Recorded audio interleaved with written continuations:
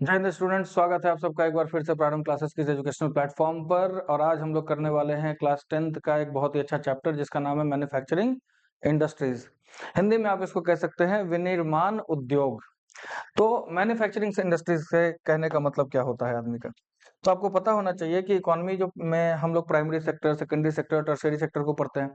Primary sector में हमने पढ़ा था कि भाई हम लोग जो है अर्थ के जो धरती है हमारी, धरती के जो रिसोर्सेज है उसको हार्नेस करके जो पहला हम लोग को प्रोडक्ट मिलता है उसको हम लोग उसमें डालते हैं। जैसे फॉरेस्ट्री हो गया, एग्रीकल्चर हो गया, उसके बाद आप एनिमल हस्बेंड्री वगैरह हो गया, माइनिंग हो गया, ये सारी चीजें प्राइमरी सेक्टर की एक्टिविटीज है। यहाँ पर क्या होता है भाई, मैन्युफैक्चरिंग इंडस्ट्री सेकेंडरी सेक्टर की एक्टिविटी है। यहाँ पर क्या होता है भाई, तो यहाँ पर मास प्रोडक्शन होता है किस चीज का, मास प्रोडक्शन होता है आपको किसका, कंज्यूमेबल्स। कंज्यूमेबल कहने का मतलब उपभोग की वस्तुएं, उपभोग की वस्तुओं का जो है काफी ज्यादा लार्ज स्केल जो यहाँ पर प्रोडक्शन आपको देखने के लिए मिलेगा। तो उपभोग की वस्तु क्या हो सकती है भाई, जो भी हमारे दैनिक रोजमर्रा की जिंदगी में हम लोग चीजें इस्तेमाल करते हैं वो कहीं ना कहीं इसी सेक्टर से आती है। मतलब ऐसी जगह है जहां पर बहुत सारी फैक्ट्रीज लगी हुई है, जहां पर क्या हो रहा है भाई, उपभोक्ता के लिए चीजें बनाई जा रही है, लार्ज स्केल प्रोडक्शन हो रहा है। तो हम लोग कहते हैं उसको कि भाई क्या है, मैन्युफैक्चरिंग हो रही है इस चीज की। तो मैन्युफैक्चरिंग इंडस्ट्रीज में हम लोग इसी को पढ़ने वाले हैं। आइए चैप्टर की शुरुआत करते हैं। तो आपको दिखेगा कि दिवाली का ओकेजन था। हरीश जो है मार्केट जाता है अपने पिताजी के साथ, और जब वहां मार्केट पे जाता है तो वहां पर खरीदारी करते हैं लोग। क्या चीज खरीदते हैं, तो कपड़े खरीदते हैं, उसके बाद जूते खरीदते हैं। उसकी माँ भी जो है बहुत सारी खरीदारी करती है, बर्तन खरीदती है, चीनी खरीदती है, चाय खरीदती है, और अर्दन लैम्प्स मिट्टी के दिए खरीदती है। ठीक है, आज के जमाने में दिखता नहीं है मिट्टी का दिया दिवाली के दिन में। लोग आजकल जो है चाइनीज लाइट्स वगैरह जलाते हैं, बट ठीक है, जो हमारा ट्रेडिशनल है जो तरीका रोशनी करने का, उसमें जो है अर्दन लैंप्स का ही इस्तेमाल होता है। तो हरीश क्या करता है बेटा, तो हरीश ऑब्जर्व करता है कि जितने भी मार्केट में शॉप्स हैं वहां पर जो है बेचने के लिए सामान की बार आई हुई है। मतलब बहुत सारे सामान रखे हुए हैं अलग अलग तरीके के, भांति भांति के, जिसको बेचना है। तो ये सोच रहा है कि ये इतनी लार्ज क्वांटिटी में इतना सारा सामान बनता कैसे होगा, बनता कहाँ होगा। तो इसके पिताजी जो है इसको बताते हैं कि भाई ये जो कपड़े हम लोग खरीद रहे हैं, जो जूते हम लोग खरीद रहे हैं, जो चीनी हम लोग खरीद रहे हैं, ये क्या होता है भाई, बड़ी बड़ी फैक्ट्रीज में, बड़ी बड़ी इंडस्ट्रीज में, ठीक है, क्या होता है, इन सारी चीजों को लार्ज स्केल पर मशीनों के द्वारा क्या होता है, बनाया जाता है। कुछ जो बर्तन होते हैं वो कहाँ मैन्युफैक्चर किए जाते हैं, छोटी इंडस्ट्रीज में मैन्युफैक्चर किए जाते हैं। और जो दिया है, जो अर्दन लैंप्स हम लोग देख रहे हैं, मिट्टी के जो दिए हैं, ये क्या होता है, जो इंडिविजुअल आर्टिसन, जिसको आप पॉटर कहते हो, जो कुम्हार है, ठीक है, कुम्हार है, वो बनाता है। ठीक है, और एक हाउस होल्ड इंडस्ट्री है, मतलब घर में ही ये काम करता है और घर के लोगों की मदद से करता है। समझे। तो कहने का मतलब है क्या, तो हम लोग इसमें, इस पूरे पैराग्राफ में हमको पता चलता है कि भाई तीन तरह की इंडस्ट्रीज की बात हो रही है।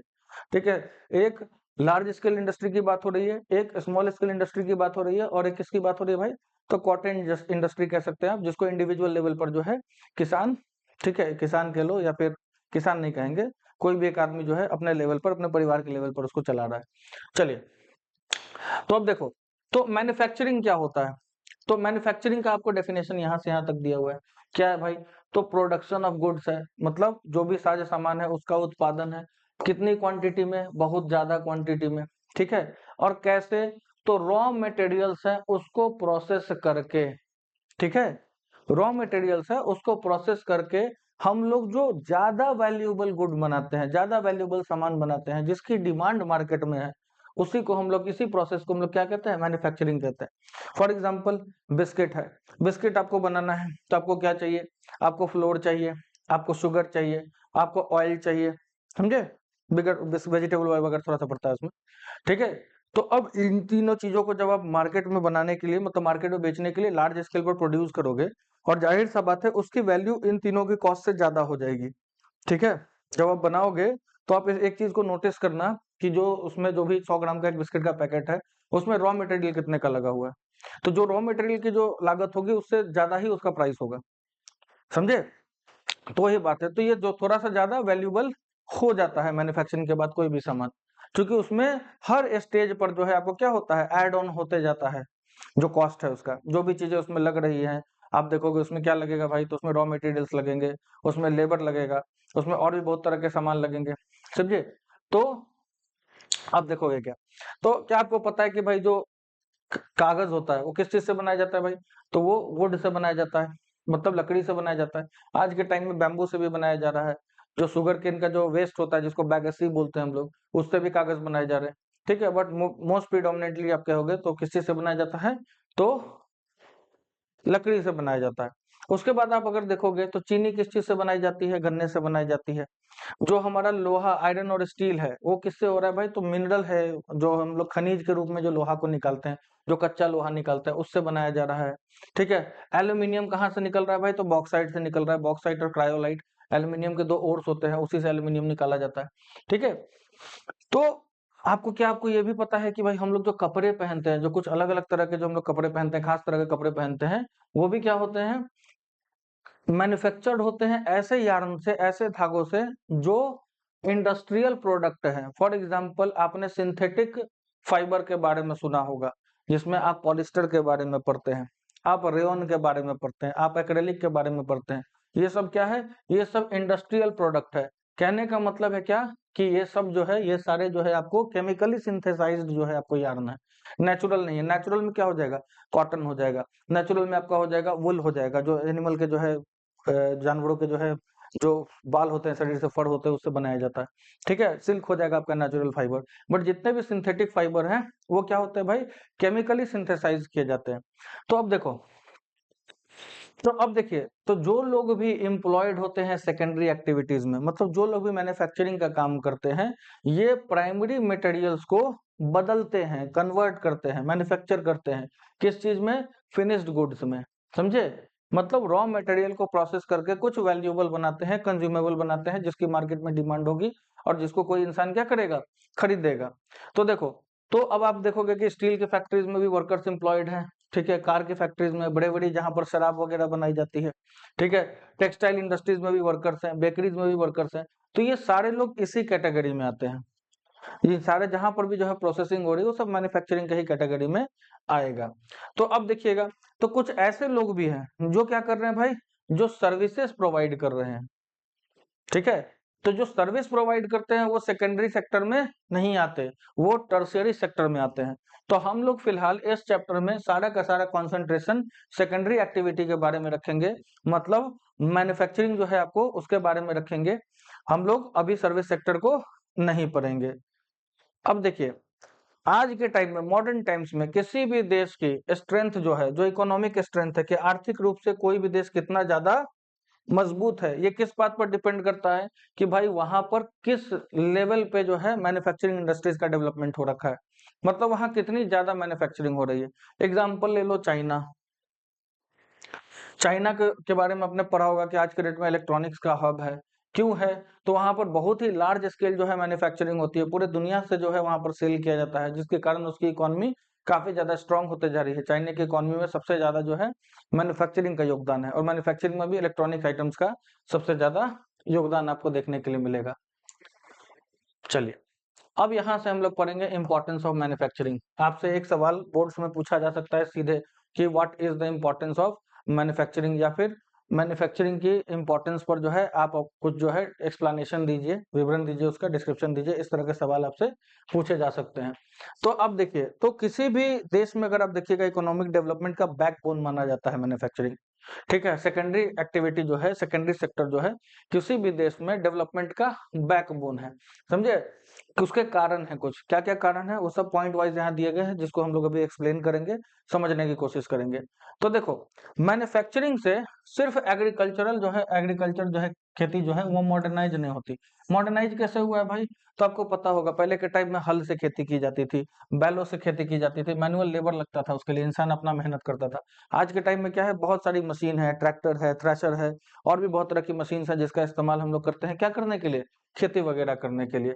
चलिए, तो ये क्या होता है भाई, अब हमारे जैसे डेवलपिंग कंट्री के, इंडिया का बैकबोन क्या है, एग्रीकल्चर है।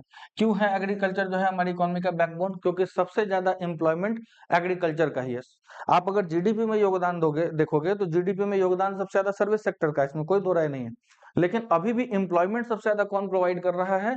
तो एग्रीकल्चर ही प्रोवाइड कर रहा है। इसीलिए हम लोग कहते हैं कि हमारे जैसे डेवलपिंग देश के का बैकबोन जो है हमारा एग्रीकल्चर है। अब देखो, आज के डेट में जब मॉडर्नाइजेशन हो गया एग्रीकल्चर का, मतलब बहुत ही नए नए तरह के जो एग्रीकल्चरल इम्प्लीमेंट्स हैं वो बन रहे हैं, जिससे क्या हो रही है, खेती आसान हो जा रही है, किसान को भी जो है थोड़ी सी सहूलियत हो जा रही है, तो इससे काफी ज्यादा फायदा हो रहा है। इससे क्या हो रहा है भाई? तो अब देखो, पहला बात क्या था, एक बात तो ये हो गया तुम्हारा। दूसरी बात क्या है? दूसरा फायदा इससे ये है कि जब तक हमारे देश में, ठीक है, मैन्युफैक्चरिंग नहीं होती थी, तब तक लोग क्या करते थे, मतलब फैक्ट्री वगैरह थी नहीं, तो एम्प्लॉयमेंट उतना था नहीं, तो लोग ज्यादा से ज्यादा काम करते थे एग्रीकल्चर, सारे लोग खेती ही कर रहे हैं। तो मैन्युफैक्चरिंग आने से, फैक्ट्रीज लगने से क्या हुआ, लोगों की जो डिपेंडेंसी है वो खेती के ऊपर कमी है। समझे क्यों?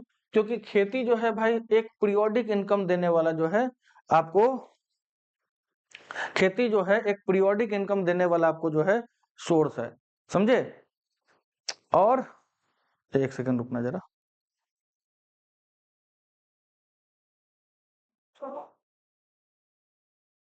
चलिए, थोड़ा सा ग्लिच हो गया था। तो खेती क्या करता है, हम लोग को पीरियोडिक इनकम देता है। पीरियोडिक इनकम कहने का मतलब क्या होता है बेटा? 3 महीना 4 महीना मेहनत करनी पड़ेगी, तब जाकर इसमें इन्वेस्टमेंट करना पड़ेगा, अपने जेब से पैसे वगैरह लगाने पड़ेंगे। उस 4 महीने की मेहनत के बाद आपको जाकर के क्या मिलेगा, कि उसका रिजल्ट मिलेगा। और वो भी क्या है, काफी ज्यादा रिस्की काम है। रिस्की काम कैसे है? रिस्की काम कैसे है? तो आपको पता है कि भाई मौसम खराब हो जाए, एग्रीकल्चर फेलियर हो जाए, किसी तरह का कोई बीमारी वगैरह अगर आ जाए पौधों में, तो क्या हो सकता है, खराब हो सकता है। ठीक है, तो ऐसी परिस्थिति में आपको दिखेगा क्या, कि खेती हर कोई नहीं करना चाहता था, खासकर जो छोटा किसान है, जिसको इस तरह के रिस्क लेने पड़ते थे, और उसका पूरा फसल 3 महीने 4 महीने के बाद जो है क्या हो जाए, बर्बाद हो जाए। तो जब मैन्युफैक्चरिंग वगैरह आई, मतलब जब फैक्ट्रीज लगनी शुरू हुई, तो उससे फायदा क्या हुआ, कि अब आप यहाँ पर डेली जाकर के काम करेंगे, आपको बदले में क्या मिल जाएगा, पैसा मिल जाएगा। मतलब रेगुलर फ्लो ऑफ इनकम चालू हुआ। ठीक है, तो ये जो पीरियोडिक इनकम के ऊपर डिपेंडेंसी थी वो थोड़ी सी कम हुई। ठीक है, जो बहुत छोटे छोटे किसान थे, उन्होंने क्या किया, उन्होंने मतलब जाकर के फैक्ट्रीज में जो है जाकर के ज्वाइन कर दिया। ठीक है, चलो दूसरा पॉइंट देखते हैं। दूसरा पॉइंट क्या कहता है कि भाई जो इंडस्ट्रियल डेवलपमेंट है वो क्या कर सकता है भाई, वो इराडिकेट कर सकता है अनएम्प्लॉयमेंट को, मतलब बेरोजगारी को खत्म कर सकता है। और जब बेरोजगारी खत्म होगी तो गरीबी हमारे देश में खत्म हो जाएगी। क्यों, आप खुद समझो। अभी पहले पॉइंट में हमने देखा कि जब इंडस्ट्रियलाइजेशन ज्यादा नहीं था, तो ज्यादा से ज्यादा लोग क्या करते थे, खेती का काम करते थे। ठीक है, खेती के साथ क्या समस्या है, खेती एक पीरियोडिक जो है आपको इनकम प्रोवाइड करती है।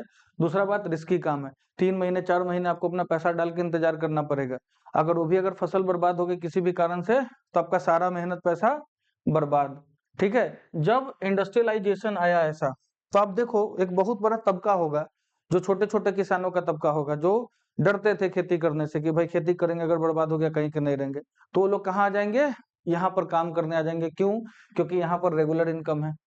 ठीक है, दूसरा बात है क्या, कि भाई अब बहुत सारे लोग जो एग्रीकल्चर का काम करते थे वो इंडस्ट्रीज में आ जाएंगे काम करने के लिए, है कि नहीं? इंडस्ट्रीज में आ जाएंगे काम करने के लिए, जिससे क्या होगा, एम्प्लॉयमेंट आएगा तुमको, तो एम्प्लॉयमेंट की प्रॉब्लम खत्म होगी, और इसके ऊपर से प्रेशर भी कम होगा। और जब एम्प्लॉयमेंट आएगा तो लोगों के पास अर्निंग आएगी, तो गरीबी भी खत्म हो जाएगी। यही कारण था कि भाई शुरू में जब भारत ने 5 ईयर प्लान इंडिया में जब शुरू हुआ, तो एग्रीकल्चर और इंडस्ट्रियलाइजेशन, इन दोनों पर बराबर ध्यान दिया गया। जो आगे के 5 ईयर प्लान थे उसमें इंडस्ट्रियलाइजेशन पर थोड़ा ज्यादा ही ध्यान दिया गया। जैसे सेकंड जो है 5 ईयर प्लान आप देखोगे, तो हेवी इंडस्ट्रीज के ऊपर जो है थोड़ा सा ज्यादा जो है गवर्नमेंट का जो है रुझान था। तो आपको दिखेगा क्या कि यही फिलोसफी थी किस चीज के पीछे, कि भाई जो पब्लिक सेक्टर है और इंडस्ट्रीज है और जो ज्वाइंट वेंचर्स है इंडिया में, उसको ज्यादा से ज्यादा प्रमोट किया गया। क्यों? ज्यादा से ज्यादा फैक्ट्रीज मतलब ज्यादा से ज्यादा रोजगार, ज्यादा से ज्यादा लोगों की जरूरत। और जब ज्यादा रोजगार आएगा तो क्या होगा, आपका आपके देश में गरीबी कमेगी, बेरोजगारी कमेगी, और क्या आएगा, प्रोस्पेरिटी बढ़ेगी। ठीक है, उसके बाद देख लीजिए, इससे एक और फायदा था कि भाई जो रीजनल डिस्पैरिटीज है उसको हम लोग खत्म कर सकते हैं। कैसे खत्म कर सकते हैं? कोई इलाका बहुत ज्यादा डेवलप है, शहर बहुत ज्यादा डेवलप है, अब किसी ग्रामीण इलाके में जाकर के जो है तुमने क्या लगा दिया, प्लांट लगा दिया। जैसे इसका एग्जाम्पल सबसे बढ़िया है, आप टिस्को का नाम सुनते होगे, साक्षी एक जगह था, गांव था बेसिकली, वहां पर जो है टिस्को को लगा दिया गया। आज वो जगह डेवलप होकर क्या बन चुकी है, जमशेदपुर बन चुकी है कि नहीं। तो कहने का मतलब है क्या कि भाई हम लोग ट्राइबल और बैकवर्ड एरियाज, जो बहुत पिछड़े इलाके हैं, ट्राइबल एरियाज हैं, अगर उस जगह पर जाकर के हम लोग इंडस्ट्री लगाएं तो यहाँ का भी क्या होगा, विकास होगा, यहाँ के लोगों को भी जॉब मिलेगा, उनका स्टैंडर्ड ऑफ लिविंग जो है सुधरेगा। ठीक है, तो इससे रीजनल डिस्पैरिटीज जो है खत्म हो जाएंगे, कि मतलब कोई जगह बहुत ज्यादा डेवलप और कोई जगह बहुत ज्यादा बैकवर्ड नहीं रहेगा। ठीक है, दूसरा बात क्या है कि अगर आप मैन्युफैक्चरिंग बहुत ज्यादा कर रहे हो, अपनी रिक्वायरमेंट से ज्यादा कर रहे हो, तो आपका एक्सपोर्ट भी बढ़ेगा। ठीक है, तो जब एक्सपोर्ट बढ़ेगा तो आपका ट्रेड एंड कॉमर्स बढ़ेगा, जिससे क्या होगा, अब ट्रेड एंड कॉमर्स से क्या आता है भाई, फॉरेन एक्सचेंज आता है। क्योंकि आपको पता है कि जितना भी इंटरनेशनल ट्रेड होता है किस चीज में होता है, डॉलर में होता है। तो हम जितना ज्यादा सामान बेचेंगे उतना ज्यादा क्या मिलेगा हम लोग को, डॉलर मिलेगा। जितना ज्यादा डॉलर का रिजर्व रहेगा उतना हमारा इकोनॉमी मजबूत होगा, उतना हमारी करेंसी मजबूत होगी, है कि नहीं। क्यों चाहिए हम लोग को फॉरेन एक्सचेंज, क्योंकि हम जो भी सामान खरीदते हैं डॉलर्स के रूप में खरीदते हैं, है कि नहीं। हम लोग को भी तो चाहिए, इंडिया इलेक्ट्रॉनिक आइटम का जो है इम्पोर्ट करता है, तो हमको भी, हम भी जब कोई सामान खरीदेंगे सामने वाले को डॉलर देंगे। तो अगर हमारे पास पहले से डॉलर के आने के सोर्सेज रहेंगे तो हमको अपने पैसे को डिवैल्यू नहीं करना पड़ेगा। नहीं तो आपका अगर पैसा, अगर आप अपने पैसे को दोगे उसको, तो उसको डॉलर में एक्सचेंज करना पड़ेगा। तो जो पैसा होगा उसके वैल्यू का तो डॉलर जाएगा, और एक्सचेंज रेट आपका नुकसान जाएगा, सो अलग एक्सचेंज करने का भी चार्ज देना पड़ता है। तो इससे क्या होगा, हमारी जो करेंसी है वीक होगी। तो इस बात को आप लोग ध्यान देंगे। ठीक है, तो कहने का मतलब है क्या कि अगर आपके यहाँ अच्छा खासा मैन्युफैक्चरिंग है, जरूरत से ज्यादा मैन्युफैक्चरिंग कर रहे हैं, तो आप एक्सपोर्ट करेंगे, एक्सपोर्ट करेंगे, ट्रेड एंड कॉमर्स बढ़ेगा, ट्रेड एंड कॉमर्स बढ़ेगा, तो आपके देश में क्या आएगा, फॉरेन एक्सचेंज आएगा, विदेशी मुद्रा भंडार जो है हमारे देश का वो बढ़ेगा। ठीक है, तो आपने एक चीज देखा होगा कि जो देश जितना ज्यादा मैन्युफैक्चरिंग कर रहा है उतना ज्यादा प्रॉस्पेरस है। अभी हमने चाइना की बात की थी। ठीक है, कि भाई जिस देश में, जो ऐसी कंट्रीज जो ट्रांसफॉर्म कर रही है अपने रॉ मटेरियल्स को किस चीज में, हायर जो है वैरायटी ऑफ या wide variety of finished goods में, वहां आप देखोगे कि भैया यहाँ प्रॉस्पेरिटी आपको ज्यादा देखने के लिए मिल रही है, क्योंकि आपको पता है कि कभी भी मैन्युफैक्चर्ड सामान अपने रॉ मटेरियल से महंगा ही बिकता है, उसकी वैल्यू बढ़ जाती है। ठीक है, तो आप चाइना को ले लो, चाइना आज के डेट में क्या कैसे रूल कर रहा है पूरी दुनिया के ऊपर, ट्रेड के मामले ना, ट्रेड के कारण नहीं कर पा रहा है, क्यों, क्योंकि वहां पर हर तरह की मैन्युफैक्चरिंग हो रही है, इलेक्ट्रॉनिक्स में तो मोनोपोली है इनकी, समझे। तो जिस देश में जितना ज्यादा स्ट्रॉन्ग सेकेंडरी सेक्टर होगा, जितनी ज्यादा मैन्युफैक्चरिंग होगी, उस देश की इकोनॉमी उतनी ज्यादा स्ट्रॉन्ग होगी, स्टेबल होगी। इस बात को ध्यान में रखना है। ठीक है, तो भारत की प्रॉस्पेरिटी किस बात में जो है आज के डेट पर निर्भर करती है, कि हम लोग ज्यादा से ज्यादा क्या करें, इंक्रीज करें और डाइवर्सिफाई करें, मतलब अलग अलग तरह की चीजें बनाएं। मतलब हमारे यहाँ जितनी भी मैन्युफैक्चरिंग इंडस्ट्रीज है उसको हम लोग डाइवर्सिफाई करें, मतलब अलग अलग तरह की चीजें बनाने के लिए जो है उस हिसाब से हम लोग अलग अलग प्लांट्स वगैरह लगाएं, ज्यादा से ज्यादा फैक्ट्री को जो है प्रमोट करें, जितना जल्दी हो सकता है उतना जल्दी, क्योंकि इससे क्या होगा, फिर हमारा डेवलपमेंट होगा। याद रखना, किसी भी देश में अगर एग्रीकल्चर बहुत ज्यादा हो रहा है तो या तो वो अंडर डेवलप्ड है, नहीं तो पुअर कंट्री माना जाता है, समझे। और जब जब आप डेवलप होने लगते हैं तो वहां पर सेकेंडरी एक्टिविटी बहुत ज्यादा बढ़ जाती है, और जिस देश में टर्सरी एक्टिविटी बहुत ज्यादा है, ठीक है, तो वो डेवलप कंट्री है, याद रखिएगा। तो आप ये जो आपको जो पैरामीटर्स बनाए हुए हैं इसके आधार पर भी समझ सकते हैं किसी देश की परिस्थिति क्या हो सकती है।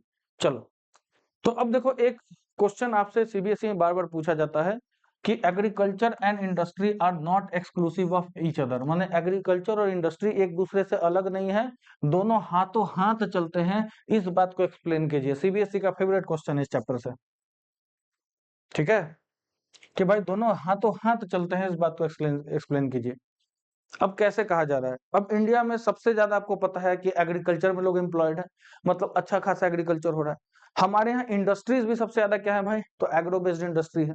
मतलब एग्रो बेस्ड इंडस्ट्रीज उन इंडस्ट्रीज को कहते हैं जिनका रॉ मटेरियल कहाँ से आता है, एग्रीकल्चर से आता है। Cotton industry agro based industry, चीनी की शुगर मिल्स वगैरह एग्रो बेस्ड इंडस्ट्री, है कि नहीं। तो कहने का मतलब है क्या, तो आपको पता है कि भारत में एग्रो इंडस्ट्रीज ने क्या किया भाई, जब ज्यादा से ज्यादा एग्रो इंडस्ट्रीज लगने लगी तो रॉ मटेरियल का डिमांड बढ़ा। भारत में रॉ मटेरियल का डिमांड बढ़ने लगा। अब जाहिर सा बात है कि चीनी की 50 मिलें लगा दी जाए तो एकदम से किस चीज का डिमांड बढ़ जाएगा? शुगर केन का। तो बट नेचुरल है कि जब भी डिमांड होता है सप्लाई कहीं ना कहीं से बन जाती है, मतलब किसान क्या करने लगेगा? खेती करना शुरू करेगा, है कि नहीं? तो अब चीनी की मिलें किस पर डिपेंडेंट है? किसान के उगाए गन्ने के ऊपर। किसान इसके ऊपर डिपेंडेंट है चीनी की मिलों के ऊपर। दोनों के ऊपर इंटरडिपेंडेंसी होगी, मतलब दोनों साथ साथ चल रहे हैं, हाथ में हाथ मिला करके चल रहे हैं। वही बात कहा जा रहा है यहाँ पर कि अगर हम लोग एग्जाम्पल लें तो इंडिया में अगर आप देखिएगा तो एग्रीकल्चर एग्रो बेस्ड इंडस्ट्रीज काफी ज्यादा जो है आने से सबसे ज्यादा बूस्ट किस चीज को मिला है? एग्रीकल्चर को मिला है। ठीक है, इसकी प्रोडक्टिविटी ज्यादा बेटर हो गई, पहले से बढ़ गई है। ये क्या होता है भाई? जो एग्रो बेस्ड इंडस्ट्रीज है किसके ऊपर डिपेंडेंट है? एग्रीकल्चर के ऊपर डिपेंडेंट है। किस चीज के लिए? रॉ मटेरियल्स के लिए। ठीक है, फिर उसके बाद जब इसका सामान बनता है, बनने के बाद इसको क्या करती है? बेचती है जाकर के। ठीक है, उसके अलावा आप देखो ये क्या एग्रीकल्चर के लिए भी बहुत तरह के सामान बनाए जाते हैं, है कि नहीं? जो कि इंडस्ट्रीज में बन रहा है। ठीक, क्या क्या बन रहा है भाई? तो इरिगेशन के लिए पंप बन रहा है, फर्टिलाइजर सही वो बन रहा है, इंसेक्टिसाइड्स बन रहे हैं, पेस्टिसाइड्स बन रहा है, प्लास्टिक पीवीसी पाइप्स वगैरह बन रहा है। ठीक है, मशीन और टूल्स बन रहे हैं जिसका इस्तेमाल क्या होगा? एग्रीकल्चर के लिए होगा। तो विदाउट इंडस्ट्री आपका एग्रीकल्चर क्या हो जाएगा? प्रिमिटिव हो जाएगा। अगर आज के डेट में इंडस्ट्रियलाइजेशन नहीं रहे तो फिर आपकी एग्रीकल्चर क्या बैल और हल के ऊपर आ जाएगी, है कि नहीं? आज जो मैकेनाइजेशन आया उससे कितना बूस्ट हुआ? ग्रीन रेवोल्यूशन आया, नए नए जो है आप देखोगे थ्रेशर आ गया, ट्रैक्टर आ गया, तुरंत आप आसानी से कर पाते हो काम। किस लिए पॉसिबल हुआ? क्योंकि इंडस्ट्रीज थी। और इंडस्ट्रीज किस लिए टिकी रही? क्योंकि इंडिया में सबसे ज्यादा एग्रो बेस्ड इंडस्ट्रीज है और उन सबको क्या मिलता है? रॉ मटेरियल एग्रीकल्चर से मिलता है। ठीक है, तो दोनों एक दूसरे का हाथ बटा रहे हैं। तो इसीलिए डेवलपमेंट और कॉम्पिटिटिवनेस, ठीक है,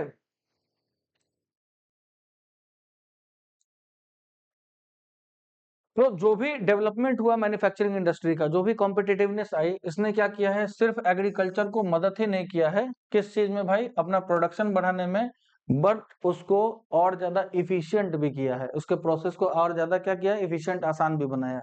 ठीक है, क्योंकि आप खुद सोचो कि आज के डेट में भी अगर एक कंडीशन मान के चलते हैं कि अभी भी ठीक है इंडस्ट्रीज लग गई, एग्रो बेस्ड इंडस्ट्रीज है जिसका रॉ मटेरियल हम लोग कहाँ से मिलता है? एग्रीकल्चर से मिलता है। लेकिन आज भी हमारे देश में एग्रीकल्चर पुराने तरीके से दिया जा रहा है, किया जा रहा है। क्या उस डिमांड को कभी हम लोग सर सब ये कर पाएंगे? हल और बैल के ऊपर खेती करके, बिना मॉडर्न टेक्निक्स की खेती करके उतना प्रोडक्शन कर पाओगे कि इसका जो है रिक्वायरमेंट पूरा हो जाए? तो इनको भी तो ये बात पता है ना, इसलिए तो ये बना रहे हैं कि भैया पहले किसान को पावरफुल बनाओ, किसान का काम आसान करो, तब जाके हमारा काम आसान होगा। ठीक है, तो इसीलिए कहा जा रहा है कि दोनों हैंड इन हैंड जानते हैं, बिना एक के दूसरे का विकास पॉसिबल नहीं है, खासकर डेवलपिंग कंट्रीज में। अभी हम लोग देखें तो आज का दिन या अभी जिस एज में हम लोग रह रहे हैं, इसको हम लोग वर्ल्ड ऑफ ग्लोबलाइजेशन कहते हैं। वर्ल्ड ऑफ ग्लोबलाइजेशन का मतलब सारे का सारा दुनिया जो है कनेक्टेड है, इंटरकनेक्टेड है, सारी कंट्रीज एक दूसरे से इंटरकनेक्टेड है, सबके बीच में वर्ल्ड ट्रेड चल रहा है। ठीक है, कोई ये सामान बनाता है, कोई वो सामान बनाता है। जो सामान हमारे यहाँ बन रहा है वो दूसरे देश में नहीं बन रहा, तो वो हमसे ये खरीद रहा है। जो उसके यहाँ बन रहा है हमारे देश में नहीं बन रहा, हम उससे वो खरीद रहे हैं, है कि नहीं? तो इस तरह से आपको दिखेगा क्या कि जो आज के डेट में ग्लोबलाइजेशन की दुनिया है, तो हमारे इंडस्ट्री के लिए सबसे ज्यादा जरूरी क्या है? कि हम लोग भी क्या बने? इफिशिएंट बने, मतलब ज्यादा बेटर से बेटर काम कर पाए, ज्यादा बेटर प्रोडक्ट्स बना पाए, और कॉम्पिटिटिव बने। ठीक है, कॉम्पिटिटिव कहने का मतलब जो बाहरी प्रोडक्ट्स हैं उसके साथ प्रतिस्पर्धा कर पाए, तभी तो जाकर के मिलेगा ना। आज के डेट में तुम देखोगे कि इंडिया में इलेक्ट्रॉनिक्स के लिए कोई बहुत अच्छी कंपनी नहीं है। ठीक है, तो हम लोग को दूसरे देश से जो है खरीदना पड़ता है, तो चीजें सामान थोड़ी सी महंगी मिलती है। अपने देश में कोई भी सामान बनेगा तो क्या होगा? थोड़ा सा सस्ता होगा, अच्छी क्वालिटी की होगी, तो क्या होगा? दूसरे देशों में भी डिमांड होगा। समझे? चलिए, तो सेल्फ सफिशिएंसी की बात कर रहे हैं। ठीक है, तो आज के जमाना में अगर कोई कंट्री सेल्फ सफिशिएंट है तो क्या उसका काम चल जाएगा? नहीं चलेगा, पॉसिबल ही नहीं है। क्यों? क्योंकि दुनिया में रिसोर्सेस एक हिसाब से बटे हुए नहीं हैं। ठीक है, अगर कोई कंट्री सेल्फ सफिशिएंट होकर चल रही है तो इकोनॉमिकली बहुत पीछे होगी, लैग कर रही होगी। बगल में एक देश है तुम्हारा नेपाल, देख लो, अभी भी उसकी इकोनॉमी बहुत हद तक क्लोज्ड है। ठीक है, ओपन नहीं कर रखा उन्होंने, तो देखो वहां पर किस लेवल का डेवलपमेंट है। बहुत सारी चीजें आपको वहां देखने के लिए नहीं मिलेंगी। तो सेल्फ सफिशिएंट होना कब फायदेमंद होता? जब सारे दुनिया में हर किसी देश के पास एक ही तरह के रिसोर्सेज होते, लेकिन एक ही तरह के रिसोर्सेज है नहीं। किसी के पास क्रूड ऑयल है तो किसी के पास एग्रीकल्चर का जो है सामान है, किसी के पास टेक्नोलॉजी है, कोई बहुत ज्यादा इलेक्ट्रॉनिक्स क्षेत्र में बढ़ा हुआ है, ठीक है। तो सेल्फ सफिशिएंट होकर के आप बहुत ज्यादा डेवलप नहीं कर सकते, ठीक है।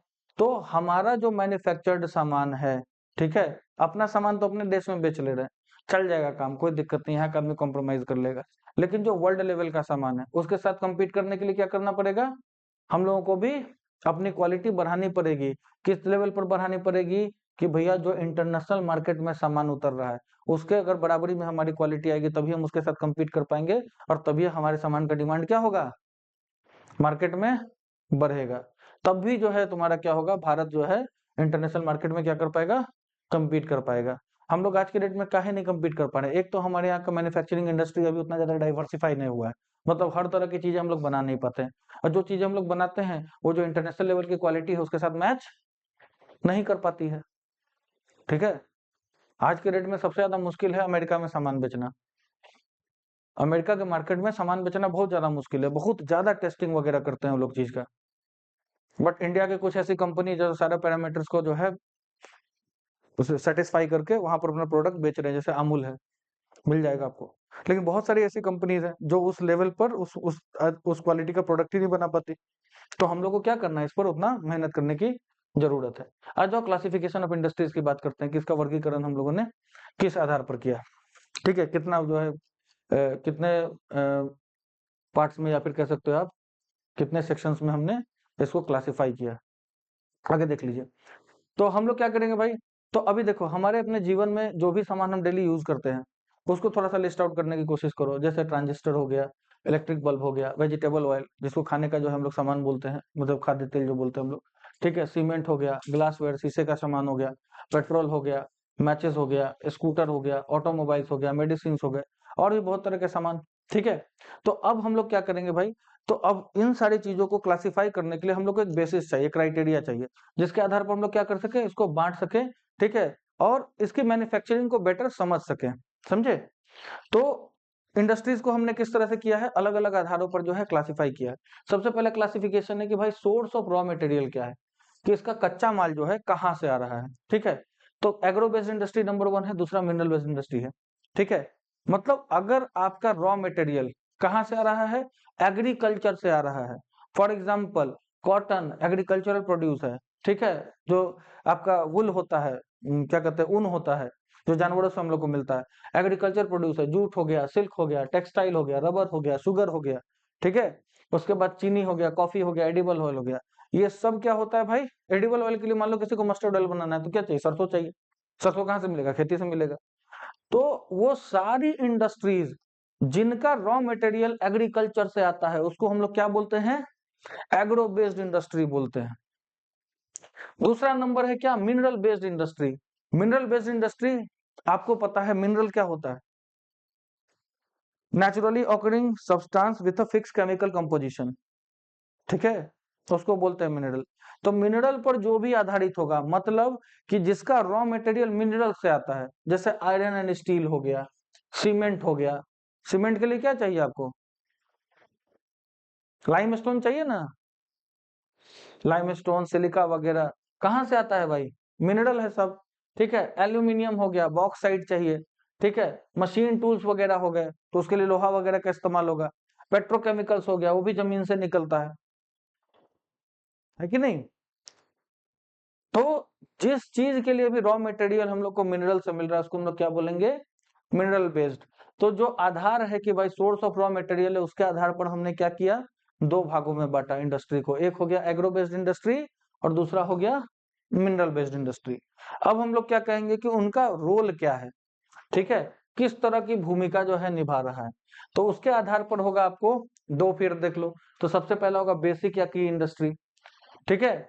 तो बेसिक और की इंडस्ट्री किसको बोलते हैं, बहुत सारी ऐसी कंपनीज होती हैं जो दूसरी कंपनीज के लिए सामान बनाती है, ठीक है। जैसा फॉर एग्जांपल आपको आयरन एंड स्टील है, ठीक है। आयरन एंड स्टील कहीं पर जो है लोहा निकाला गया, अब कोई मारुति सुजुकी नाम की कंपनी, इसको अपना कार बनाना है, लोहा खुद से निकाल रही है, नहीं, किसी ऐसी कंपनी को अप्रोच कर रही है जो क्या करती है, लोहा निकालती है, ठीक है। जो बड़े बड़े बसेस या फिर जो रेलवेज वगैरह जो कुछ भी हम लोग देख रहे हैं, जो भी सामान आपको मिल रहा है, कहाँ से मिल रहा है? किसी न किसी इंडस्ट्री से मिल रहा है। तो बेसिक और की इंडस्ट्री उनको कहते हैं हम लोग, उन सारी इंडस्ट्री को बोलते हैं जो अपना प्रोडक्ट सप्लाई करती है रॉ मटेरियल के रूप में दूसरी इंडस्ट्रीज के अंदर, ताकि वो क्या कर सके? मैन्युफैक्चर कर सके दूसरा सामान। जैसे टाटा टिस्को है, टिस्को क्या कर दी? टिस्को जो है आयरन निकाल दी। अब उसी आयरन में किसी ने मांगा, नट बोल्ट बनाने की कंपनी है, उसको सप्लाई हो गया, उससे वो नट बोल्ट बना लिया। किसी को सरिया बनाना है, वो सरिया बना लिया। कार बनाने वाली कंपनी उससे अपना पूरा फ्रेम बना रही है, उनसे सीट्स खरीदती है। ठीक है, जो सीट्स आती हैं आयरन की, उसको खरीद करके ले जाते हैं, उसको अपने हिसाब से डिजाइन करके लगाते हैं, फिर उस पर डेंटिंग पेंटिंग करके कार तैयार हो जाती है आपकी, जो फ्रेम वगैरह वैसे ही बनाया जाता है। ठीक है, तो कहने का मतलब है क्या कि ये सारी इंडस्ट्री किस कैटेगरी में आएगी? बेसिक और की इंडस्ट्री। बेसिक और की इंडस्ट्री उन सारी इंडस्ट्रीज को बोलेंगे जो दूसरे इंडस्ट्री के लिए क्या बना रही है? रॉ मटेरियल बना रही है। समझ में आया? कोई दिक्कत? चलिए, कॉपर स्मेल्टिंग, एल्यूमिनियम स्मेल्टिंग, ये सब इसमें आ जाएगा। चलो, कंज्यूमर इंडस्ट्री में क्या होता है? कंज्यूमर इंडस्ट्रीज में उपभोक्ता के लिए सामान बनाया जाता है, हींग से लेकर हल्दी तक। जो कुछ भी आपको दिख रहा है ना, सब कंज्यूमर इंडस्ट्री में होगा। जैसे आपका शुगर हो गया, टूथपेस्ट हो गया, पेपर हो गया, सिलाई मशीन हो गया, फैन हो गया, जिस चीज का भी अनुमान आप लगा सकते हो जो आप उपभोग करते हो, जो भी सामान आप इस्तेमाल करते हो ना डे टू डे लाइफ में, वो सब इसमें आता है। ठीक है, तो रोल के आधार पर हमने दो इंडस्ट्रीज को जो है दो तरह से बांटा है। पहला बेसिक और की इंडस्ट्री है, जो दूसरे इंडस्ट्रीज के लिए सामान बनाएगी, रॉ मटेरियल प्रोवाइड करवाएगी। और दूसरा क्या है? कंज्यूमर इंडस्ट्री है, जो उस रॉ मटेरियल से क्या करेगा? सामान बनाएगा आम आदमी के लिए, आम उपभोक्ता के लिए, कि उसका इस्तेमाल करे वो। ठीक है, अब देख लीजिए, अब क्या है भाई? कैपिटल इन्वेस्टमेंट के आधार पर, कि पैसा कितना लगा हुआ है। ठीक है, जितना बड़ा पैसा उतनी बड़ी फैक्ट्री, जितना कम पैसा उतनी छोटी फैक्ट्री। तो बस लार्ज और स्मॉल है। तो देखिए, स्मॉल स्केल इंडस्ट्री क्या होती है? ठीक है, स्मॉल स्केल इंडस्ट्री हम वैसी इंडस्ट्री को बोलते हैं जिसमें जो आपका इन्वेस्टमेंट है, ठीक है, वो 1 करोड़ से ज्यादा ना हो। अगर 1 करोड़ रुपए तक का आपका इन्वेस्टमेंट है, तो हम लोग मानते हैं कि वो क्या है? एक छोटी इंडस्ट्री है। ठीक है, अब देखो, ये लिमिट भी फिक्स नहीं रहती, समय के साथ साथ क्या हुई? चेंज होती रहती है। महंगाई वगैरह बढ़ रही है, सब कुछ ये बढ़ रही है। ठीक है, तो ये हमेशा चेंज होती रहेगी, but as a for now NCERT के अकॉर्डिंग जो है ये वैल्यू कितनी है? 1 करोड़ है। ठीक है, और लार्ज स्केल इंडस्ट्री किसको बोलेंगे? ये तो स्मॉल स्केल इंडस्ट्री हो गई। लार्ज स्केल इंडस्ट्री किसको बोलेंगे? जिसमें 1 करोड़ से ज्यादा इन्वेस्टमेंट है। अगर आप 1 करोड़ से ज्यादा इन्वेस्टमेंट कर रहे हो अपना फैक्ट्री लगाने के लिए, तो आपकी फैक्ट्री, आपका इंडस्ट्री किसमें आ जाएगा? लार्ज में। चलिए, उसके बाद अगला बेसिस क्या है? ओनरशिप, मालिकाना हक किसके पास है? तो या तो कोई फैक्ट्री सरकारी हो सकती है, या तो कोई फैक्ट्री प्राइवेट आदमी का हो सकता है, या फिर कुछ ऐसा काम भी होता है, कुछ ऐसे इंडस्ट्रीज भी होती हैं जिसमें गवर्नमेंट और प्राइवेट कंपनी साथ मिलकर काम कर रही। बस उसी को पढ़ना है। नंबर 1 है आपका public sector owned. Public sector owned मतलब जिसका पूरा का पूरा जिम्मेदारी किसके ऊपर है? गवर्नमेंट के ऊपर है, सरकार ही उसके मालिक है। ठीक है, तो Bharat heavy electric limited, SAIL, ETC, BSNL वगैरह सब इसी में आ गया। ठीक है, दूसरा क्या हो जाएगा? Private sector company. Private sector company में सरकार कुछ नहीं करती। प्राइवेट सेक्टर कंपनी में मालिक जो होता है, क्या होता है? कोई इंडिविजुअल या ग्रुप ऑफ इंडिविजुअल हो सकता है। कोई एक अकेला आदमी भी किसी कंपनी का मालिक हो सकता है, या फिर पार्टनरशिप में भी कंपनीज होती हैं। ठीक है, तो इसमें कौन आ जाएगा आपका? ठीक है, Tata iron and steel company हो गया आपका, बजाज ऑटो आ गया, डाबर इंडस्ट्रीज हो गया, जियो हो गया, रिलायंस का। ठीक है, जितना आप सोच सकते हो सब इसमें आ जाएगा। ज्वाइंट वेंचर क्या होता है? ज्वाइंट सेक्टर इंडस्ट्री क्या होता है? जिसमें कंपनी क्या करती है भाई? सरकार के साथ मिल करके, स्टेट और इंडिविजुअल साथ में मिल करके काम करते हैं। ठीक है, मतलब प्राइवेट सेक्टर और पब्लिक सेक्टर साथ में मिलकर काम करेगा, तो अपन क्या बोलेंगे उसको? कि एक ज्वाइंट सेक्टर कंपनी है। जैसे ऑयल इंडिया लिमिटेड, ठीक है, ये पब्लिक और प्राइवेट सेक्टर दोनों से जो है जुड़ी हुई है। ठीक है, ये पूर्णतः सरकारी नहीं है। समझे? यहाँ पर दोनों साथ में मिलकर काम करते हैं। उसके बाद क्या है भाई? तो कोऑपरेटिव सोसाइटीज के बारे में बात करते हैं हम लोग। तो कोऑपरेटिव सेक्टर जिसको हम लोग कहते हैं, या कोऑपरेटिव सेक्टर इंडस्ट्रीज, ये क्या होता है भाई? कि जो प्रोड्यूसर और सप्लायर होते हैं, ठीक है, तो cooperative sector industries are owned and operated by the producers और suppliers of raw materials, workers और बोथ। ठीक है, ये इस इंडस्ट्री का मालिकाना हक किसके पास है? इसमें जो लोग भी काम कर रहे हैं प्रोडक्शन का, या फिर जो वर्कर्स हैं वो, या फिर जो रॉ मटेरियल सप्लाई कर रहे हैं, तीनों में से कोई भी हो सकता है, या कभी कभी तीनों मिल के काम कर सकते हैं। अब इसको आम भाषा में समझना है तो समझो हम क्या करते हैं। ठीक है, मान लो हम यहाँ पर 8-10 लोग हैं बैठे हुए। ठीक है, अब ये 8-10 लोग जो है अपना कोई बिजनेस चालू करना चाहते हैं, लेकिन हमारे पास क्या है, पैसे उतने नहीं है कि अपने बल पर एक बिजनेस खड़ा किया जा सके, लेकिन हम सबके पास थोड़ी थोड़ी सेविंग्स है। तो हम लोगों ने डिसाइड किया कि हम 10 लोग साथ में आकर के अपनी सेविंग्स को पूल करेंगे एक जगह। ठीक है, और फिर उससे बिजनेस शुरू करेंगे, और जिस शेयर में जिसका पैसा लगा हुआ है उस शेयर में प्रॉफिट डिवाइड हो जाएगा। किसी ने 15% दिया है, किसी ने 20% दिया है, किसी ने 5% दिया है। इसी तरह से कोऑपरेटिव सोसाइटी काम करती है, समझे? तो वही बात है, तो ये अपने सारे रिसोर्सेज को एक जगह पूल करते हैं, और प्रॉफिट हो या लॉस उसको अपने प्रोपोर्शन में बांट लेते हैं। फॉर एग्जाम्पल, मैंने 100 रुपए दिया, 1000 रुपया चाहिए हम लोग को कोई भी बिजनेस चालू करने का, तो मैंने उसमें 100 रुपए दिया, तो मेरा कितना स्टेक हो गया? 10%। ठीक है, अदिति ने 200 रुपए दिया, उसका कितना स्टेक हो गया? 20%। ठीक है, किसी ने 500 रुपए दे दिए, उसके पास कितना स्टेक है? 50%। अब उस 1000 रुपए में हमारा प्रॉफिट हुआ 100 रुपए का, मुझे कितने मिलेंगे? 10 रुपए। अदिति को 20 रुपए, सामने वाले आदमी को 50 रुपए, है कि नहीं? लॉस होगा तो भी सब में बराबर बटेगा, कोई दिक्कत समझने में? ठीक है, चलो इसका एग्जांपल देख लो भैया। शुगर इंडस्ट्री जो महाराष्ट्र में चल रही है, और कॉयर का इंडस्ट्री जो केरला में चल रहा है। कॉयर समझते हो? नारियल, नारियल जो होता है ना, उसका ऊपर वाला जो हिस्सा होता है। ठीक है, उससे भी मैट वैट बहुत अच्छा बनता है। फुट मैट हो गया, उसकी चटाई वगैरह बहुत तरह की चीजें बनती है। ठीक है, तो वो इस पे आता है। यहाँ तक समझने में कोई दिक्कत? इसी सबसे बेसिक क्वेश्चन आना है, उससे ज्यादा कोई क्वेश्चन आएगा नहीं इससे। चलिए, अब किस चीज के आधार पर भाई? Bulk and weight of raw material and finished goods.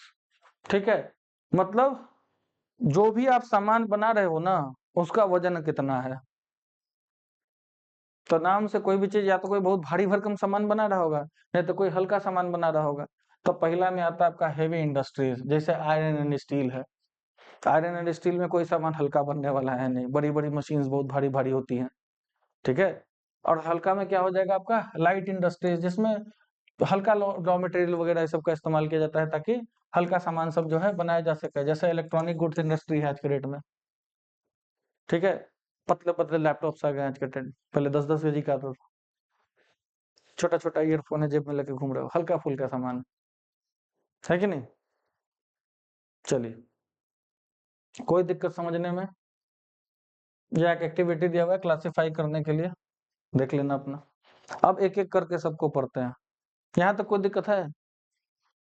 नहीं है? चलिए, एग्रो बेस्ड इंडस्ट्री। ठीक है, कृषि आधारित उद्योग, मतलब कृषि पे आधारित उद्योग। कैसे आधारित है भाई? तो इसका जो कच्चा माल है, रॉ मटेरियल है, कहाँ से आ रहा है? एग्रीकल्चर से आ रहा है, यही याद रखना है हम लोग को। क्या हो गया इसमें? कॉटन हो गया, जूट हो गया, सिल्क हो गया, वुलन टेक्सटाइल जो हम लोग पहनेंगे, ऊनी कपड़े वगैरह, चीनी हो गया, एडिबल ऑयल, खाद्य तेल। हम लोग क्या खाते हैं यहाँ पर? या तो रिफाइंड ऑयल वगैरह सब चलता है, तो मस्टर्ड ऑयल। साउथ में जाओगे तो लोग सनफ्लावर ऑयल ज्यादा खाता है। ठीक है, सनफ्लावर ऑयल हो गया तुम्हारा, उसके अलावा सोयाबीन ऑयल वगैरह ये सब। ठीक है, तो ये सब किस में आता है? कोकोनट ऑयल आ गया, केरला में सबसे ज्यादा कोकोनट ऑयल। हम लोग को अच्छा नहीं लगेगा नॉर्थ इंडियन को, नारियल का तेल, नारियल का तेल में बाल में लगाते हैं। ठीक है, तो ये सब किस चीज पर डिपेंडेंट है? एग्रीकल्चर के ऊपर। उसका रॉ मटेरियल कहाँ से आएगा बेटा? एग्रीकल्चर से आएगा, सिंपल है, कुछ सोचना नहीं है, नो रॉकेट साइंस। आ जाओ, उठ गया क्या कुछ?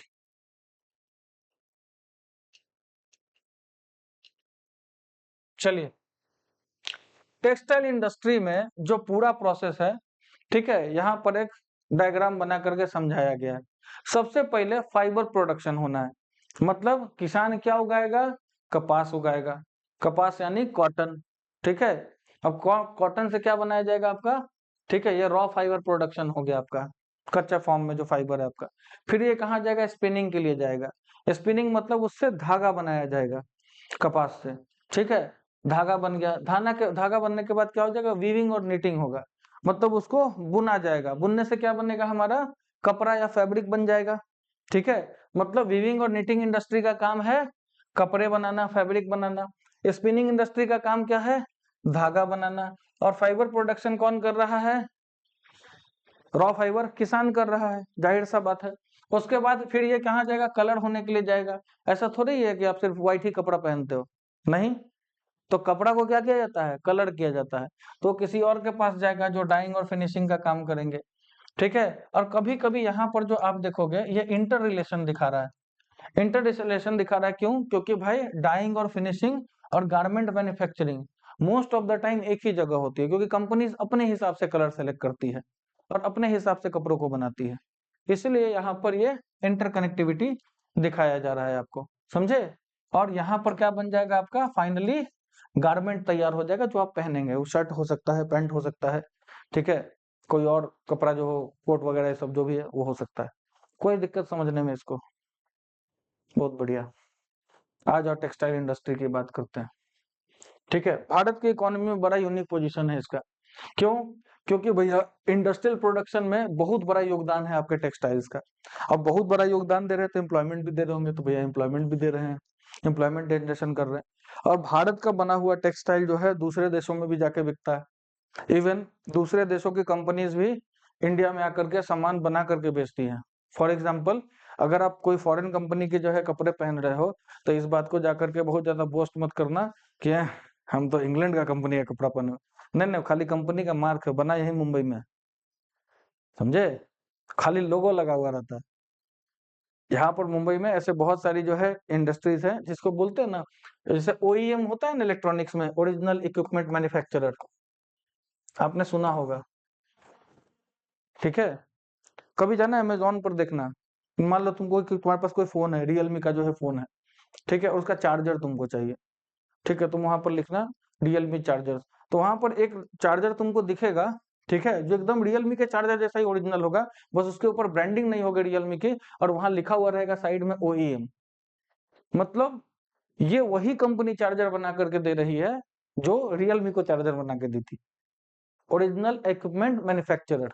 हर चीज कंपनीज खुद नहीं बनाती है, कंपनीज दूसरी कंपनीज को भी देते हैं। मोबाइल खुद बना रही है, चार्जर के लिए किसी छोटी कंपनी को दे दी है, अब वो चार्जर बना करके ला करके इसको देती है, ये बस क्या कर देती है, उस पर ब्रांडिंग करके उसका प्राइस बढ़ा के मार्केट में बेचती है। लेकिन जो कंपनी इनको चार्जर बना करके दे रही है वो खुद से भी चार्जर बेचती है, ठीक है, तो वहां लिख देती है कि ये ओईएम चार्जर है, मतलब ओरिजिनल इक्विपमेंट मैन्युफैक्चरर हम ही हैं, बस ब्रांडिंग नहीं, थोड़ी सस्ती मिल जाएगी। बात समझे, है कि नहीं, नहीं समझे, अरे नहीं समझे, ठीक है। चलो, तो कहने का मतलब है क्या, कि अब इससे क्या होगा, एम्प्लॉयमेंट जनरेशन होगा, फॉरेन एक्सचेंज हमारा बढ़ेगा, क्योंकि हम लोग बाहर जाकर के बेच रहे हैं, हमारे यहाँ का कपड़ा बहुत लंबे समय से बिकता है, ठीक है। यूरोपियन मार्केट्स में इंडियन कॉटन जो है आज भी बहुत ज्यादा सिग्निफिकेंट है। आगे देख लीजिए, तो अब देखो, तो it is because only industry in the country, sorry, it is the only industry in the country जो क्या है, सेल्फ रिलायंट है, ठीक है, और पूरा का पूरा क्या कहते हैं, वैल्यू चेन को कंप्लीट करता है। मतलब हम लोग जितना प्रोसेस ऊपर देखे हैं ना, सब अपने ही देश में हो रहा है, कुछ भी ऐसा नहीं है जो बाहर से करना पड़े। जैसे फॉर एग्जांपल एक कंपनी है इंडिया की, लावा, फोन्स बनाती है, लेकिन क्या सारा काम उसका इंडिया में होता है, नहीं। इंडिया में बस सामान को जो है फ्रेम के अंदर सजाया जाता है, ठीक है, उसको क्या कहते हैं, असेंबल करते हैं, उसके ऊपर अपना कवर लगाते हैं और बेचते हैं। वो मैन्युफैक्चर नहीं करती है, या करती भी होगी तो लिमिटेड मैन्युफैक्चरिंग है कि नहीं। तो वो अपने आप में कंप्लीट नहीं है। लेकिन ये कंट्री, ये जो इंडस्ट्री है तुम्हारी, कॉटन इंडस्ट्री, टेक्सटाइल इंडस्ट्री, ये पूरी तरह से सेल्फ रिलायंट है। सेल्फ रिलायंट करने का मतलब अपने ऊपर ही डिपेंडेंट है, कहीं बाहर जाने की जरूरत नहीं है, सारा काम अपने ही देश में होता है, वो जितना प्रोसेस है सब अपने ही देश में होता है, ठीक है। रॉ मटेरियल से लेकर के जो हाईएस्ट वैल्यू एडेड प्रोडक्ट है, सब यही बनते हैं। कोई दिक्कत समझने में, चलिए कॉटन टेक्सटाइल की बात करते हैं हम लोग, ठीक है, टेक्सटाइल इंडस्ट्री में ही हम लोग कॉटन टेक्सटाइल की बात करेंगे। चलिए, तो भारत में जो है बहुत लंबे समय से, प्राचीन समय से ही जो है कॉटन प्रोडक्शन हुआ जा रहा है, और पहले हाथ से चलता था। ठीक है, आपने सुना होगा चरखे से जो है पहले सूत बनाते थे, और उस सूत को फिर जो जुलाहा होता था जिसको वीवर कहते हैं, उसका एक मशीन होता था लकड़ी का ऐसे ऐसे चलाने वाला, उस पर वो क्या करता था, कपड़ा बुनता था, और फिर वो कपड़ा बन करके जो है किसके पास जाता था, टेलर के पास जाता था, दर्जी उससे जो है फिर कपड़े बना करके फाइनली उसको मार्केट में बेचा जाता था। ठीक है, तो पहले हैंड स्पिनिंग का सिस्टम था, और हैंडलूम वीविंग मतलब हाथ से जो वीव करते थे, जो उस समय मॉडर्न जो मशीन है वो नहीं हुआ करती थी, सारा काम हाथ से होता था। तो ये बहुत लंबे समय से होता रहा है। 18th सेंचुरी में क्या होगा, तुमको पावर लूम्स इंट्रोड्यूस होते हैं। ठीक है, पावर लूम्स मतलब ऐसी मशीन जो कपड़ा बनाती हैं। ठीक है, तो अब क्या होता है, हाथ का कपड़ा थोड़ा सा जो है कोअर्स होता है, उतना फाइन नहीं हो पाता, बनाने के जो है क्रम में उसमें कोई कीड़ा कीड़ा उड़ा फंस गया तो वहां पर थोड़ा मोटा हो जाता है। ठीक है, लेकिन मशीन में ऐसा नहीं मिलेगा। मशीन के कपड़े एकदम इवन रहेंगे, आप एक जैसा हर जगह से। गलती आदमी से होता है, मशीन से नहीं।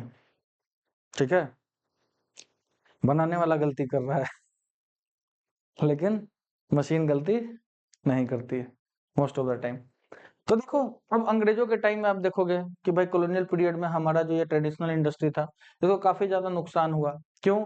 आपको पता होगा बहुत तरह के एक्ट वगैरह आए थे, कैलिको एक्ट आपने पढ़ा होगा। इसके तहत इंडिया का जो कपड़ा था, कैलिको कपड़ा, उसको जो है जो बहुत ज्यादा डिमांड में होता था, तो वहाँ ब्रिटेन में उसको बैन कर दिया गया था। उसके बाद क्या किया गया भाई, इंडिया में सस्ते दरों पर जो है, सस्ते दामों पर जो है इंग्लिश मेड कपड़े जो है उतार दिए गए। और भारत का मेंटालिटी सबको कंज्यूमर का पता है कि यहाँ के कंज्यूमर को क्वालिटी नहीं चाहिए। अब लोग सोचने वाले हैं, सस्ता सामान लोग ज्यादा अति करते हैं, और सस्ते में बेटर क्वालिटी मिल जाए तो और बढ़िया। मशीन का बना कपड़ा कभी भी हाथ से क्या होता था, बेटर ही होता था। ठीक है, तो इसके कारण देखोगे कॉलोनियल पीरियड में, ठीक है, हम लोग compete नहीं कर पा रहे थे, क्योंकि भैया वहां मिल में कपड़े तैयार होते थे, हम लोग हाथ से बनाते थे। ठीक है, तो जिसके कारण बहुत ज्यादा सेटबैक लगा। और जो आज के डेट में जो हैंडमेड वही सारे कपड़े बचे हुए थे ना, जो जिनको कंपैरिजन की जरूरत ही नहीं पड़ी। मतलब ब्रिटिशर्स उस तरह का कपड़ा बना ही नहीं सकते थे मशीन से, जैसे कांजीवरम की साड़ियां वगैरह, इसीलिए वो आज तक जो है बचा हुआ है। अदरवाइज बहुत सारा ऐसा हमारे यहाँ कपड़ा बनाने का तरीका था, अलग अलग तरह का जो है फैंसी कपड़ा बनता था हाथ से, वो सब खत्म हो गया। कंपटीशन इतना ज्यादा हाई था, और लोग जो है बिक्री कहावत, बिक्री जो है जब खत्म हो जाएगी तो बनाने वाला बनाना कम कर देगा। और धीरे धीरे फिर क्या हो जाता है, ट्रेड खत्म हो जाता है, क्योंकि आगे वो, आगे कब कोई आदमी जो है काम सिखाएगा, जब उसको लगे आगे प्रॉफिट है। आज डॉक्टर के, तो अगर कोई इंसान है वो क्यों चाहता है कि उसका बेटा भी डॉक्टर बने, क्योंकि भाई ये काम करके उसको अच्छा मान सम्मान पैसा सब मिला है। अब कल को पता चले कि भाई डॉक्टर बनने में कोई फायदा ही नहीं है, तो कोई चाहेगा? तो आदमी, हमारे यहाँ जितना भी ट्रेडिशनल क्राफ्ट है वो सब हेरिडेटरी का है था। पिता अपने बेटे को समझाया, वो फिर अपने बेटे को समझाया, ऐसे सिखा सिखा के चला है, ट्रेडिशनल चला है काम। क्यों? क्योंकि भैया अच्छा खासा पैसा चल रहा था, मिल रहा था सबको। और जब पैसे नहीं मिलने लगे तो खत्म हो गया। आज किसान चाहता है उसका बेटा किसानी करे। क्यों? यही रीजन है। ठीक है, चलिए। तो भारत में आपको पता है सबसे पहला जो है, आप मॉडर्न कपड़े का जो इंडस्ट्री है 1854 में लगा था मुंबई में। इंपॉर्टेंट है, बहुत बार क्वेश्चन याद है यहाँ से आया है, तो इसको भी आप लोग ध्यान में रखेंगे। तो उसके बाद क्या हुआ भाई, यूरोप में दो वर्ल्ड वॉर जो है लड़े गए। ठीक है, कब से कब तक, 1914 से लेके 18 पहला, 1939 से लेके 45 दूसरा, दो विश्व युद्ध हुआ है। ठीक है, अब ये विश्व युद्ध में क्या हुआ भाई, ठीक है, उस समय इंडिया ब्रिटिश कॉलोनी है। अब दिक्कत क्या हुआ कि भाई ब्रिटेन अपना कपड़ा हर जगह नहीं पहुंचा पा रहा है। ठीक है, तो यहाँ पर आप देखोगे क्या कि यूके में कपड़ों की जो है जरूरत, डिमांड बढ़ी। ठीक है, और जो यूरोपियन कंट्रीज थे वहां से कपड़ा नहीं पहुंच पा रहा था, क्योंकि बहुत सारे कंट्रीज ने डेडलॉक लगा रखा था। उसके अलावा वॉर का कंडीशन था, जहाज वहाज डुबाए जा रहे थे। ठीक है, तो उस कंडीशन में आप देखोगे क्या कि इंडिया में जो है तुमको कॉटन टेक्सटाइल इंडस्ट्री फिर से डेवलप होना शुरू हुआ। मिलिट्री वगैरह थी, उनके लिए कपड़े वगैरह बनाने की जरूरत पड़ रही थी। ठीक है, तो उसमें यहाँ का जो टेक्सटाइल इंडस्ट्री है काफी ज्यादा क्या किया है, योगदान दिया है। चलिए, अब देखो, तो शुरू के सालों में आपको दिखेगा जो कॉटन टेक्सटाइल इंडस्ट्री है वो सिर्फ कुछ पार्टिकुलर इलाकों तक ही केंद्रित थी, कॉन्सेंट्रेटेड थी। कारण क्या था? ठीक है, महाराष्ट्र और गुजरात। क्यों कारण था? Black soil.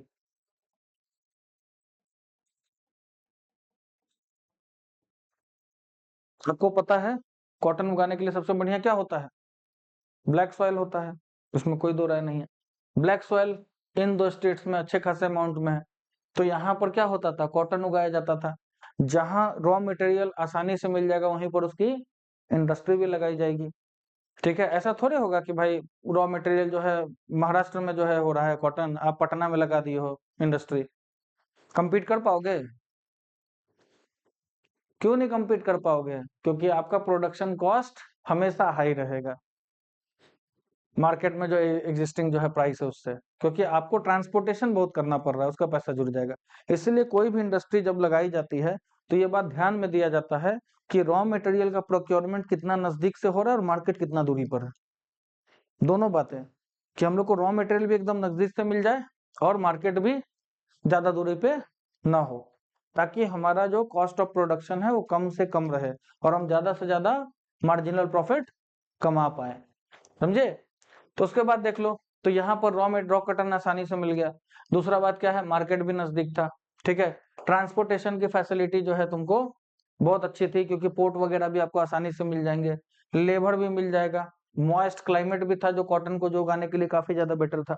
ठीक है, तो इसके कारण आप देखोगे कि ये जो है जितने भी जो है जो फैक्टर्स थे जो इसको इसके लिए जरूरी थे, वो सारे फैक्टर्स यहाँ पर अवेलेबल थे, जिसके कारण इसका लोकलाइजेशन इस इलाके में हो गया। ठीक है, अब आपको पता है कि इस इंडस्ट्री का कितना ज्यादा जो है गहरा संबंध है एग्रीकल्चर के साथ, मतलब साथ में। ठीक है, क्योंकि एग्रीकल्चर ही रॉ मटेरियल इसको प्रोवाइड करके देता है। ठीक है, and provides a living to farmers, cotton boll pluckers and workers engaged in ginning, spinning and weaving, dyeing, designing, packaging, tailoring and sewing. अब इस एक इंडस्ट्री से कितने सारे लोगों को क्या मिल रहा है? काम मिल रहा है। आप खुद सोचो, किसान उगा रहा है, उसके बाद वो मजदूर जो तोड़ेगा, ठीक है, जो कपास है, कपास को तोड़ करके ला करके जहां पर जो है तुम्हारा धागा बनेगा, वहां पर भी जो है मशीन चलाने के लिए आदमी चाहिए।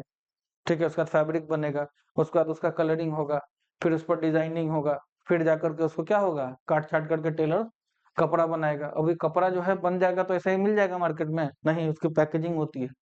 तो डब्बा बनाने वाले वो पैकेट जो प्लास्टिक के होते हैं जिसके अंदर वो शर्ट रखा हुआ रहता है, वो बनाने वाली कंपनी भी अलग है।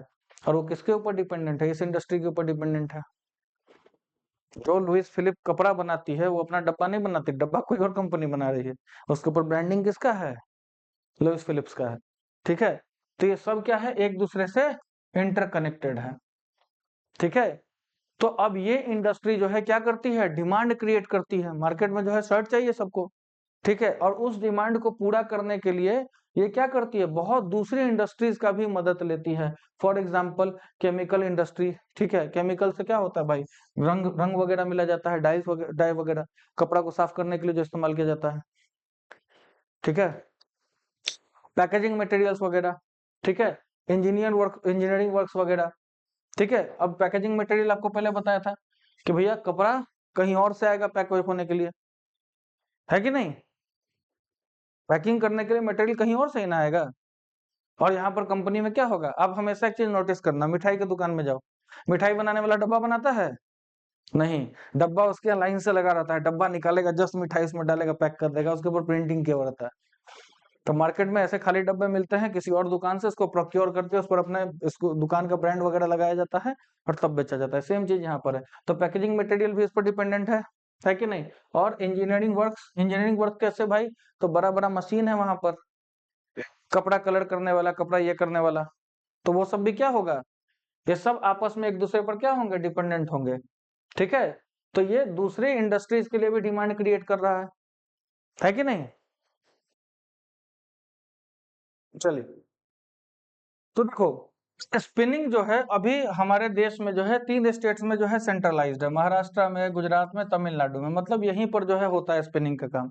लेकिन क्या वीविंग का काम एक जगह हो रहा है? नहीं, नहीं हो रहा है। ऐसा इसलिए है क्योंकि जो ट्रेडिशनल स्किल्स हैं उनको भी थोड़ा सा स्कोप प्रोवाइड किया जाए, क्योंकि हर जगह अलग तरह का काम होता है। जरी का काम किसी और स्टेट में होता है, सिल्क का जो है कपड़ा वगैरह है वो सब किसी और स्टेट में बनता, अच्छा बनता है। तो इसलिए आपको दिखेगा क्या कि हमारे यहाँ जो है तुमको अभी भी जो है काफी ज्यादा डिसेंट्रलाइजेशन है, अगर हम लोग वीविंग के काम के बारे में बात करें। ठीक है, एक जगह नहीं होता, लेकिन स्पिनिंग यही 3 स्टेट्स तक जो है तुमको सीमित है। जैसे कॉटन हो गया, सिल्क हो गया, जरी हो गया, एम्ब्रॉयडरी हो गया, ये सब अलग-अलग जगह पर जो है आपको होता है, इसलिए अलग-अलग स्टेट्स में जो इसको भेजा जाता है एक बार कपड़ा तैयार करने के बाद, ताकि उसको फिर फिनिश किया जा सके। ठीक है? अब उसके बाद देखोगे स्पिनिंग में अगर हम लोग देखें तो बहुत ही अच्छी क्वालिटी का कपड़ा हम लोग बना पाते हैं, इसमें कोई दिक्कत नहीं है, फैब्रिक वगैरह में कोई गड़बड़ी नहीं है।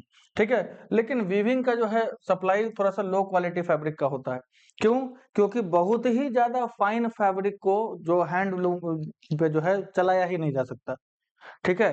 तो वही बात यहाँ पर लिखी हुई है, as it can not use much of the high quality yarn produced in the country. ठीक है? क्यों? क्योंकि वीविंग कहाँ होती है? हैंडलूम्स में होती है, पावर लूम्स में होती है, मिल्स में होती है। ठीक है? तो जो बहुत अच्छी क्वालिटी का कपड़ा है वो कहाँ चला जाता है? एक्सपोर्ट हो जाता है। जो बचा हुआ कपड़ा है उसी पर हम लोग के यहाँ काम वगैरह होता है। ठीक है?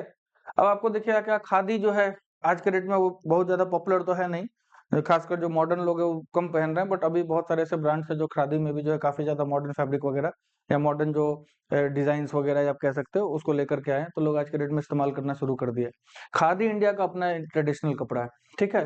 तो जो हाथ से बनाया हुआ खादी है वहाँ पर आप देखोगे तो जो वीवर्स को है बहुत ज़्यादा सबसे ज़्यादा जो है एम्प्लॉयमेंट आज के डेट में यही प्रोवाइड करता है। ठीक है? और ये एक कॉटेज इंडस्ट्री है, मतलब घर में ही किया जा रहा है, घर में ही परिवार और परिवार के लोग मिलके करते हैं। महात्मा गांधी ने जो है ठीक है, हाथ से जो है सूत काटने और जो है कपड़ा जो वीविंग है खादी का जो है कपड़ा बनाने पर बहुत ज़्यादा स्ट्रेस काहे दिया था? ये सवाल आपसे पूछा जा रहा है। ठीक है? कंट्री को भाई जोड़ना था, समझे? और उस समय विदेशी कपड़ों का जो है बॉयकॉट करना था। तो इसलिए हमारे देश में जो हमारा इंडिजिनस कपड़ा था उसको काफ़ी ज़्यादा प्रमोट किया गया। इससे क्या होगा, एक नेशनलिज़्म की भावना भी बढ़ेगी और एक यूनिटी आपको जो है अपने देश के जो है क्या कह सकते हो ट्रेडिशनल काम से जो आपको देखने के लिए थोड़ा-सा मिलेगा। ठीक। और महात्मा गांधी की क्या मंशा थी? ठीक है? महात्मा गांधी की ये मंशा भी थी कि भाई हमारे देश के लोग हैं उनको अपने ही देश में रोजगार मिले। क्योंकि अंग्रेजों के टाइम में आपने देखा है कि हमारे देश का हथकरघा उद्योग पूरी तरह से बर्बाद हो गया था। तो महात्मा गांधी इस चीज को बढ़ावा देकर के लोगों को मोटिवेट करना चाहते थे कि वो अपने देश का स्वदेशी सामान खरीदे, जिससे क्या हो एम्प्लॉयमेंट हो और ये जो ट्रेडिशनल आर्ट एंड क्राफ्ट है बचा रह सके। दूसरा सवाल आपसे पूछा जा रहा है कि भाई आज के डेट में हमारे कंट्री में ये इम्पोर्टेंट क्यों है कि भाई जो मिल सेक्टर लूमेज है, मतलब जो इंडस्ट्रियल स्केल का लूमेज है, उसको हम लोग पावर लूम और हैंडलूम से कम रखें। ठीक है? अब आपको इसका जो जवाब है सीधा सिंपल सा होगा, क्योंकि भाई पावर लूम और हैंडलूम का इस्तेमाल ज्यादातर कॉटेज इंडस्ट्री के लेवल पर हो रहा है। समझे? मतलब गांव-गांव में ऐसे हजारों जो है तुमको वीवर्स है जो इस पर क्या करते हैं, बुनाई का काम करते हैं। अगर हम लोग मिल सेक्टर लूमेज को ज्यादा बढ़ावा देंगे, इंडस्ट्रियल लूमेज को ज्यादा बढ़ावा देंगे, तो ये सारे लोग क्या हो जाएंगे, बेरोजगार हो जाएंगे, इनकी जीविका हमेशा के लिए छिन जाएगी इनसे। ठीक है? तो ये दोनों क्वेश्चन बढ़िया है, आपसे पूछा जा सकता है, दोनों को आप मैंने अच्छे से एक्सप्लेन कर दिया है। ठीक है? अब आगे आ जाओ, जूट टेक्सटाइल की बात हम लोग करते हैं। चलो, तो भारत में आपको पता है तो भारत जो है सबसे बड़ा प्रोड्यूसर है रॉ जूट का। ठीक है? इंडिया और बांग्लादेश ये दो ही देश है जहां पर इतना लार्ज स्केल पर जूट की खेती होती है। और जूट का सामान, जूट के क्या क्या बनते हैं भाई, गनी बैग्स बनते हैं। ठीक है? बेसिकली गनी बैग्स वगैरह बनता है, रस्सियां वगैरह बनती है। आज के डेट में बहुत सारा जो है मॉडर्न फैशन का सामान भी बन रहा है। ठीक है? वुमेन के पर्सेस वगैरह भी जो है जूट के बन रहे हैं, इवन जूट के शर्ट्स वगैरह भी बनाए जा रहे हैं। ठीक, कुछ कंपनीज हैं जो फैब्रिक वगैरह भी उससे बना रही है। ठीक है? तो आपको पता है भाई, तो भाई हम लोग क्या है, तो सेकंड नंबर एक्सपोर्टर है। नंबर 1 पर कौन है? बांग्लादेश है। भारत में सबसे ज्यादा जूट का जो है मैन्युफैक्चरिंग और जो है जूट का जो है आपको रॉ जूट का प्रोडक्शन कहाँ होता है? वेस्ट बंगाल में होता है, याद रखिएगा। ठीक है? अब मैंने आपको पहले ही बताया है कि जहां पर प्रोडक्शन होगा मिल्स भी उसी के आसपास ही रहेंगी, तो मतलब इंडस्ट्रीज भी यहीं पर बसी हुई हैं।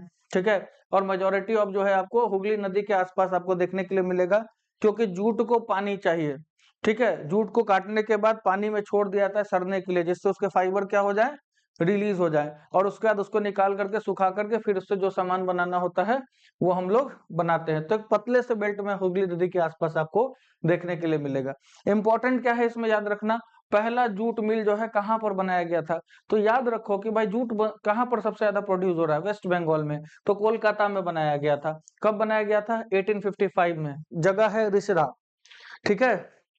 रिसरा है तुम्हारा, वहां पर जो है आपको देखने के लिए मिलेगा कि भाई जूट का जो है पहला फैक्ट्री लगाया गया। उसके बाद 1947 में पार्टीशन हुआ।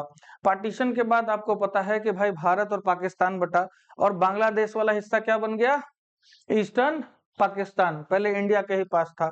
ठीक है, तो जो जूट मिल्स थे इंडिया में वो तो बचे, लेकिन हमारा मेजोरिटी ऑफ हिस्सा मतलब 3/4 हिस्सा कहाँ चला गया, ठीक है, ईस्टर्न पाकिस्तान में चला गया, जो बाद में जाकर के क्या बनेगा, बांग्लादेश बनेगा। ठीक है, मतलब हर 4 में से 3 मिल कहाँ चला गया, मतलब 75% हमारा जो भी मिल था, जो प्रोडक्शन यूनिट था, वो कहाँ चला गया था, ईस्ट पाकिस्तान में या मॉडर्न डे बांग्लादेश में चला गया था। ठीक है, तो ये नुकसान हम लोग को देखने के लिए मिला था। कोई दिक्कत समझ,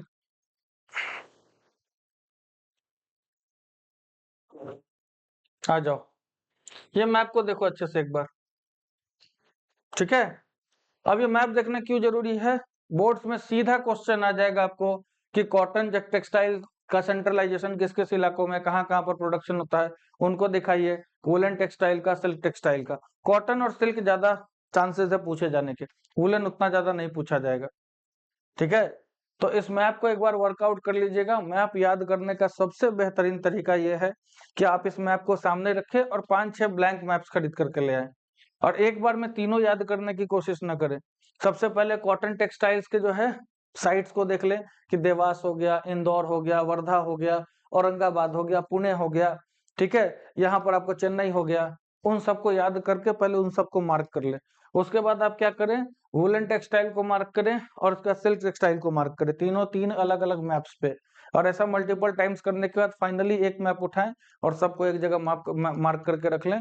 अगर 70% भी एक्यूरेसी है आपकी तो मार्क्स आपको पूरे मिल जाएंगे।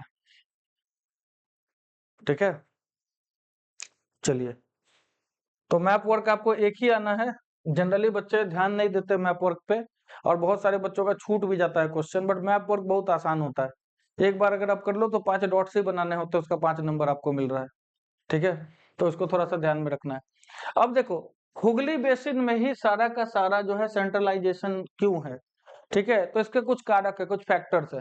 क्या क्या फैक्टर है, सबसे पहला बात है क्या, कि जूट प्रोड्यूसिंग एरिया यहाँ से काफी नजदीकी में है।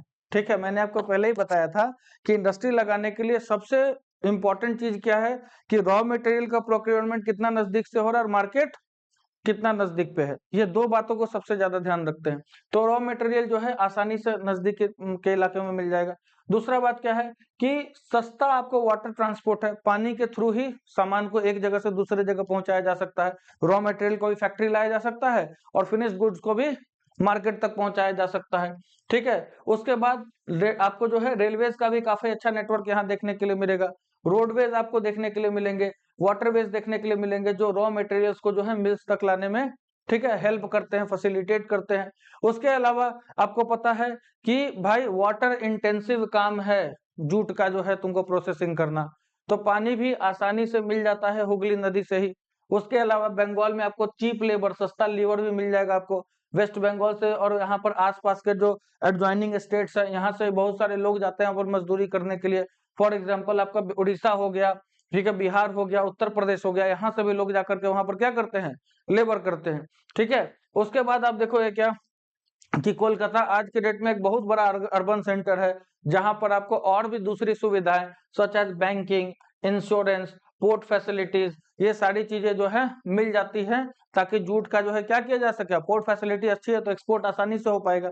ठीक है, बैंक अच्छा है, अगर बैंकिंग सर्विसेज अच्छी है तो लोन्स वगैरह आसानी से मिल जाएंगे। अगर किसी कारण से फसल वगैरह खराब हो जाती है तो इंश्योरेंस से उसकी भरपाई भी हो जाएगी, तो जिसके कारण आदमी आसानी से उसका क्या कर पाएगा, खेती कर पाएगा। ठीक है, या इस इंडस्ट्री में अपना इन्वेस्टमेंट कर पाएगा।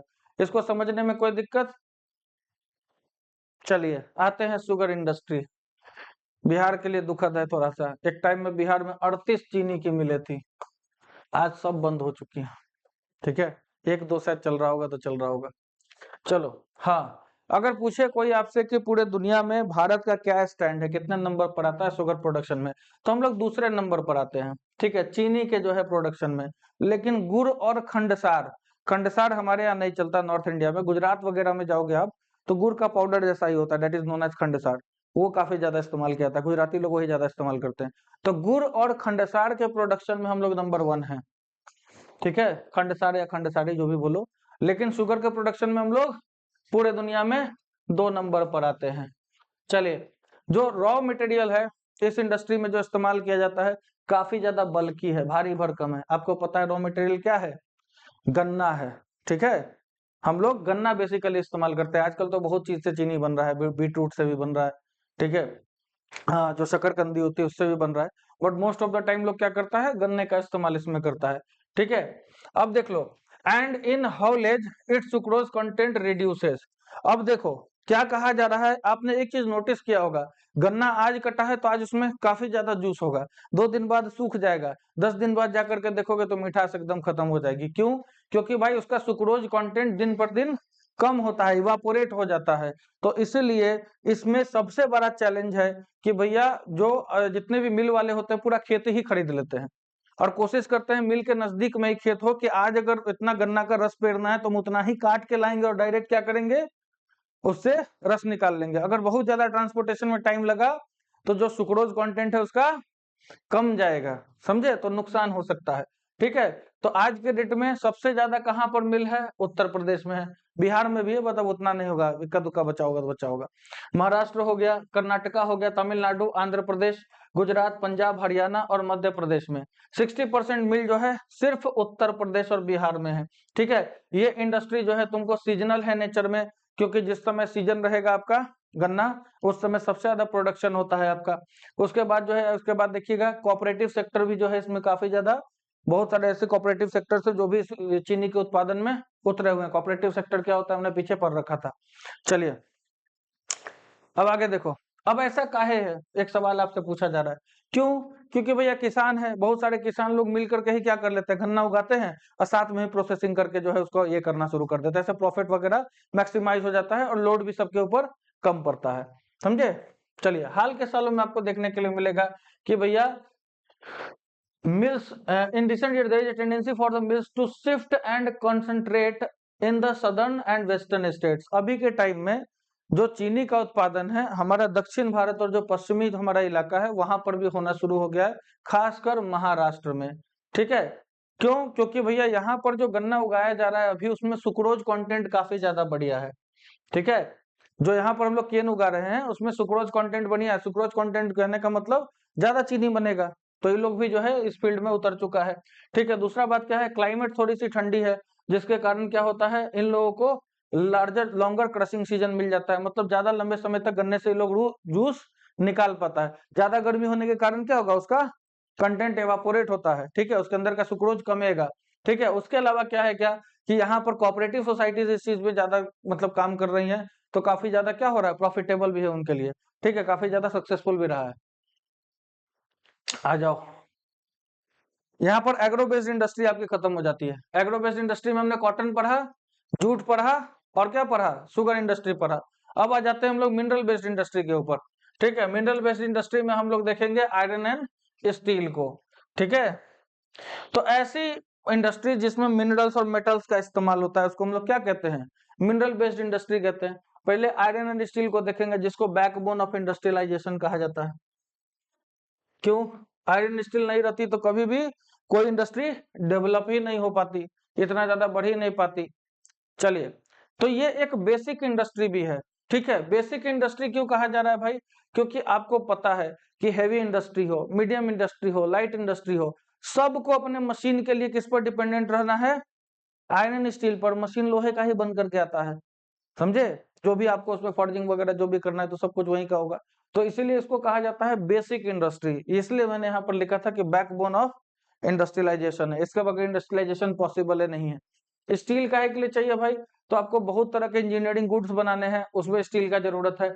उसके अलावा आपको कंस्ट्रक्शन मटेरियल बनाना है उसमें स्टील का जरूरत है। घर भी बनाते हो लोहे का सरिया लगता है कि नहीं लगता है।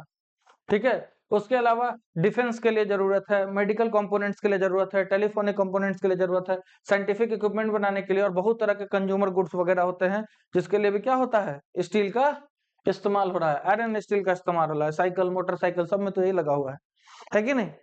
चलो, तो अभी देखो, तो कहने का मतलब है कि एक और पैरामीटर किसी देश के डेवलपमेंट का क्या हो सकता है, तो ये हो सकता है कि उस देश में प्रोडक्शन और जो कंजम्पशन है आयरन स्टील का वो कितना ज्यादा है। ठीक है, आयरन स्टील का जितना ज्यादा कंजम्पशन हो रहा है तो प्रोडक्शन भी उसी हिसाब से होगा, क्योंकि डिमांड है, समझे। तो जितना ज्यादा प्रोडक्शन और कंजम्पशन होगा उतना ज्यादा हम लोग मानते हैं कि डेवलप है, क्योंकि अगर कोई लोहा में क्या खरीदेगा भाई, कार खरीदेगा, बाइक खरीदेगा, ज्यादा खरीद रहा है इंसान। ठीक है, और भी कुछ सामान खरीदेगा जो यूज का सामान सब है। ठीक है, तो उससे क्या दिखेगा कि भाई अर्निंग कैपेसिटी बढ़िया है, तो ये भी एक डेवलपमेंट का क्या है, मार्क है, कि हम लोग उससे भी अंदाजा लगा सकते हैं। तो आयरन स्टील चूंकि एक हेवी इंडस्ट्री है, क्योंकि हाँ, ये हेवी इंडस्ट्री में आता है, क्योंकि all the raw goods as well as finish goods are heavy. चाहे कच्चा माल बनाइए या फिर आप इससे फिनिश प्रोडक्ट बनाइए, सब क्या होगा, भारी होगा। तो इसके ऊपर आपको पता है कि ट्रांसपोर्टेशन कॉस्ट अच्छा खासा गिरेगा, इसलिए बड़ी बड़ी लॉरीज में रखा जाता है। ठीक है, इसका सामान जो भी एक जगह से दूसरे जाता है। अब आयरन आयरन बनाने के लिए या जो पिग आयरन होता है उसको बनाने के लिए हम लोग क्या चाहिए, तो सबसे पहले आयरन ओर चाहिए। आपने पढ़ा होगा हेमेटाइट, मैग्नेटाइट, साइड्राइट के बारे में। ठीक है, आयरन की ओर से। उसके अलावा क्या चाहिए आपको, कोकिंग कोल चाहिए और लाइम स्टोन चाहिए। और तीनों का रेशियो क्या है, 4:2:1। मतलब 4 हिस्सा क्या होगा, आयरन ओर का होगा, 2 हिस्सा क्या होगा, कोकिंग कोल का होगा, और 1 हिस्सा क्या होगा, लाइम स्टोन का। ये रेशियो भी याद रखेंगे, यहां से भी क्वेश्चन पूछा हुआ है, समझे। तो इसको भी याद रखेंगे। उसके अलावा थोड़े से क्वांटिटी में हम लोग को क्या चाहिए, मैंगनीज चाहिए। ठीक है, ताकि हम जो स्टील बनाए उसको हार्ड किया जा सके। ठीक है, तो अब देख लो, अब आप खुद, आपसे एक सवाल पूछा जा रहा है कि आप खुद सोचो कि भाई आइडियली कहां पर लोकेटेड होना चाहिए स्टील प्लांट। वहां होना चाहिए जहां रॉ मटेरियल आसानी से मिल जाए। ठीक है, क्योंकि जितनी ज्यादा दूरी होगी रॉ मटेरियल से, मतलब उतना ट्रांसपोर्टेशन कॉस्ट बढ़ेगा, तो अपना प्रोडक्शन कॉस्ट बढ़ेगा। प्रोडक्शन कॉस्ट अगर बहुत ज्यादा हो गया तो मार्केट में कम्पीट नहीं कर पाओगे, क्योंकि आदमी क्या होता है, कंज्यूमर क्या होता है, सस्ता और टिकाऊ चीज खरीदता है, महंगा टिकाऊ चीज नहीं खरीदेगा, वो लग्जरियस आइटम है, उसको हम कंज्यूमर गुड्स में नहीं मानते। ठीक है, इस बात को ध्यान में रखिएगा। तो अब देख लो, तो remember that the finish products also need an efficient transport. ये भी बात याद रखना है कि जो सामान बन गया है सही सलामत जाना चाहिए, रास्ते में गिर उड़ गया तो टेढ़ उड़ो के बराबर हो जाएगा। ठीक है, देखो बाइक्स वगैरह जो ट्रक से आती हैं जिस एजेंसी में, तो कितने हिसाब से लाया जाता है, हर गाड़ी के बीच में गैप रहता है, बजाते जो उसमें लीवर्स लगे रहते हैं ताकि कोई टकराए नहीं, स्क्रैच नहीं होने, तो कोई कंज्यूमर बोलेगा नहीं कि नया बाइक में इसमें स्क्रैच नहीं लगे, दूसरा बाइक दो। ठीक है, भले ही वहां से निकलने के बाद एक्सीडेंट हो जाए, उससे कोई मतलब नहीं है, वो आपका गया। चलिए, तो इसको ट्रांसपोर्टेशन भी अच्छा एफिशिएंट चाहिए। ठीक है, ताकि मार्केट तक जो आसानी से पहुंच पाए, कंज्यूमर्स तक जो है आसानी से पहुंच पाए। यहाँ पर प्रोसेस है पूरा क्या बनाने का, आयरन एंड स्टील बनाने का। सबसे पहले रॉ मटेरियल को प्लांट तक लाया गया है। उसके बाद एक क्या होता है, ब्लास्ट फर्नेस होता है। ब्लास्ट फर्नेस में भट्टी होती है जिसमें क्या किया जाता है, इसको पिघलाया जाता है। ठीक है, तो आयरन को मेल्ट किया जाता है। ठीक है, लाइम स्टोन इसमें फ्लक्सिंग मटेरियल है जो फ्लक्स को थोड़ा अलग कर देगा। ठीक है, उसके बाद आपको पता है कि आयरन भारी है तो आयरन नीचे जो है जम जाता है और धीरे से जो है निकाल दिया जाता है उसको, और जो फ्लक्स और जो ऊपर जो बना होता है उसको ऊपर ही छोड़ देते हैं। ठीक है, कोक का इस्तेमाल हम लोग क्या करते हैं, क्यों करते हैं, ताकि उस ओर को गर्म कर सके, ताकि उसमें से जो आयरन है पिघल के बाहर आए। ठीक है, उसके बाद मोल्टन मटेरियल को हम लोग क्या करते हैं, मोल्ड्स में डालते हैं, सांचा, जिसको हम लोग पिग बोलते हैं, जिसमें वो ठंडा होगा। उसके बाद क्या होता है भाई, जो पिग आयरन है उसको क्या करते हैं हम लोग, प्योरीफाई करते हैं बार बार मेल्ट करके, और उसके अंदर जो भी इंप्योरिटीज है उसको ऑक्सीडाइज करके। अब इस स्टेज पर इस पर मिलाया जाता है मैंगनीज, निकेल, क्रोमियम। और जब मैंगनीज, निकेल, क्रोमियम इसमें मिला दिया जाएगा तो अभी क्या हो जाएगा, आपका स्टील बन जाएगा। अब उसके बाद आप रोल करो, प्रेसिंग करो, कास्टिंग करो, फोर्जिंग करो, मतलब जो सामान आपको बनाना है, उसका शीट निकालना है, उसके रॉड्स निकालने हैं, वो आप निकाल सकते हो। ये पूरा प्रोसेस है। इस प्रोसेस को भी ध्यान में रखना है, आपको एक्सप्लेन करने के लिए बोला जा सकता है।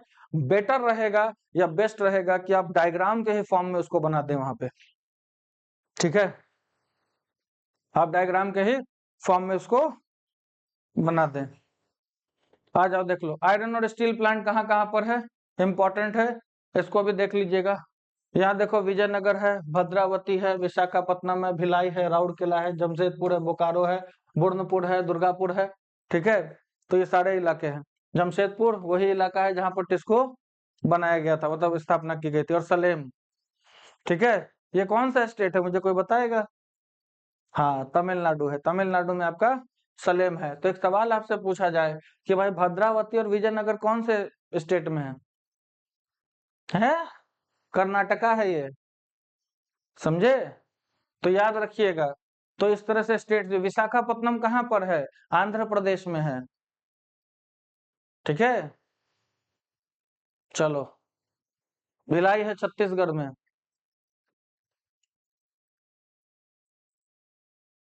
चलिए, तो इसको जरूर मार्कअप कर लीजिएगा। और मैप्स के लिए सही से बताइए, वही तरीका इस्तेमाल करना। ब्लैंक मैप्स निकाल लेना, एक बार अच्छे से सबका लोकेशन देख लेना, उसको ड्रॉ कर लेना। कम से कम 5 मैप्स पर करो, ये तो आसान है। उसमें थोड़ा दिक्कत है जो कि 3 दिखाना है, ये तो इजी है। 4-5 भी दिखा दोगे मार्क्स मिल जाएगा, क्वेश्चन के ऊपर डिपेंड करता है। चलिए, अब आपसे पूछ ले आयरन ओर का सबसे ज्यादा कॉन्सेंट्रेशन कहाँ पर है? तो छोटा नागपुर प्लेटू में। ठीक है, आयरन इंडस्ट्री, आयरन और जो है तुम्हारा स्टील इंडस्ट्री का सबसे ज्यादा कंसंट्रेशन कहाँ पर है?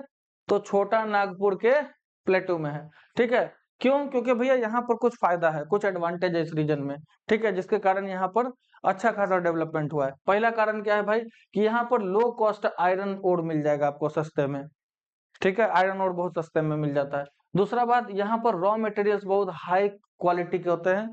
ठीक है, जो भी हमने देखा था कोकिंग कोल वगैरह ये सब, ठीक है, वो सब नजदीक के ही इलाकों से बहुत अच्छे क्वालिटी के मिल जाते हैं। एक चीज है बेटा चीप लेबर, जो आपको सब में लिखना है।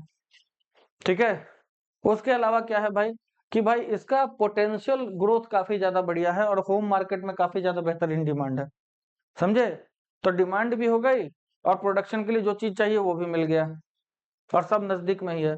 तो इसीलिए इस इलाके में सबसे ज्यादा इसका कंसंट्रेशन है। तो एक सवाल आपसे पूछा जा सकता है यहाँ पर कि क्या रीजन है कि भैया छोटा नागपुर प्लेटू के रीजन में सबसे ज्यादा आयरन ओर का जो है, सॉरी आयरन और स्टील इंडस्ट्रीज का कॉन्सेंट्रेशन है?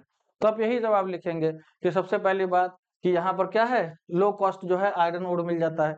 उसके अलावा जो भी दूसरी जो है रॉ मटेरियल्स है वो हाई ग्रेड के मिल जाते हैं और प्रोक्सीमिटी में ही मिल जाते हैं, नजदीक में मिल जाते हैं। ठीक है, सस्ता लेबर मिल जाता है और उसके अलावा मार्केट भी जो है नजदीक में है और पोटेंशियल काफी बढ़िया है वहां पर। ठीक है, डिमांड काफी अच्छी है। आयरन खत्म हो गया, आज जो एल्यूमिनियम स्मेल्टिंग की बात करते हैं। एल्यूमिनियम अपने को किससे मिलता है? इसका और है तुम्हारा दो। जनरली लोग बॉक्साइट से ज्यादा निकालते हैं, बट क्रायोलाइट भी एक और होता है, याद रखिएगा। Bauxite and cryolite. ठीक है, तो एल्यूमिनियम स्मेल्टिंग क्या है भाई? Second most important metallurgical industry है।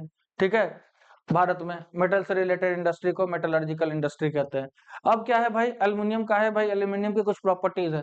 क्या प्रॉपर्टी है? हल्का होता है, कोरोजन नहीं होता इसमें, इसको रेसिस्ट करता है। दूसरा बात क्या है, सॉरी तीसरा बात क्या है कि भाई कंडक्टर ऑफ इलेक्ट्रिसिटी और कंडक्टर ऑफ हीट है। याद रखिएगा, इलेक्ट्रिसिटी में भी एल्यूमिनियम का वायर्स का इस्तेमाल होता है, बट याद रखना ये तुरंत टूट जाता है, तो बहुत ज्यादा उसको आप मोड़ नहीं सकते, वेंड नहीं कर सकते। चलिए, मैलिएबल है, और जो है अगर इसको मिक्स कर दिया जाए दूसरे मेटल्स के साथ, मतलब अगर इसका एलॉय बना दिया जाए तो काफी ज्यादा क्या हो जाएगा? स्ट्रांग हो जाएगा। बाइक की व्हील्स देखिए, एलॉय व्हील्स एल्यूमिनियम की ही बनी होती हैं, मतलब उसमें कुछ कुछ और दूसरे से मेटल से मिला करके उसको क्या कर दिया जाता है? स्ट्रांग बना दिया जाता है। अब इसका इस्तेमाल किस चीज में होता है भाई? तो एयरक्राफ्ट बनाने में इस्तेमाल होता है। ठीक है, तुम्हारे घर में कुकर देखा है, प्रेशर कुकर? बस उसी मटेरियल से बना है जिससे एयरक्राफ्ट बनता है। ठीक है, हाँ, एकदम सेम मटेरियल से बनता है आपका एयरक्राफ्ट भी। इसीलिए आप देखिएगा एयरक्राफ्ट में आपको मर्क्यूरी नहीं ले जाने दिया जाएगा, किसी भी हालत में नहीं। ठीक है, क्यों?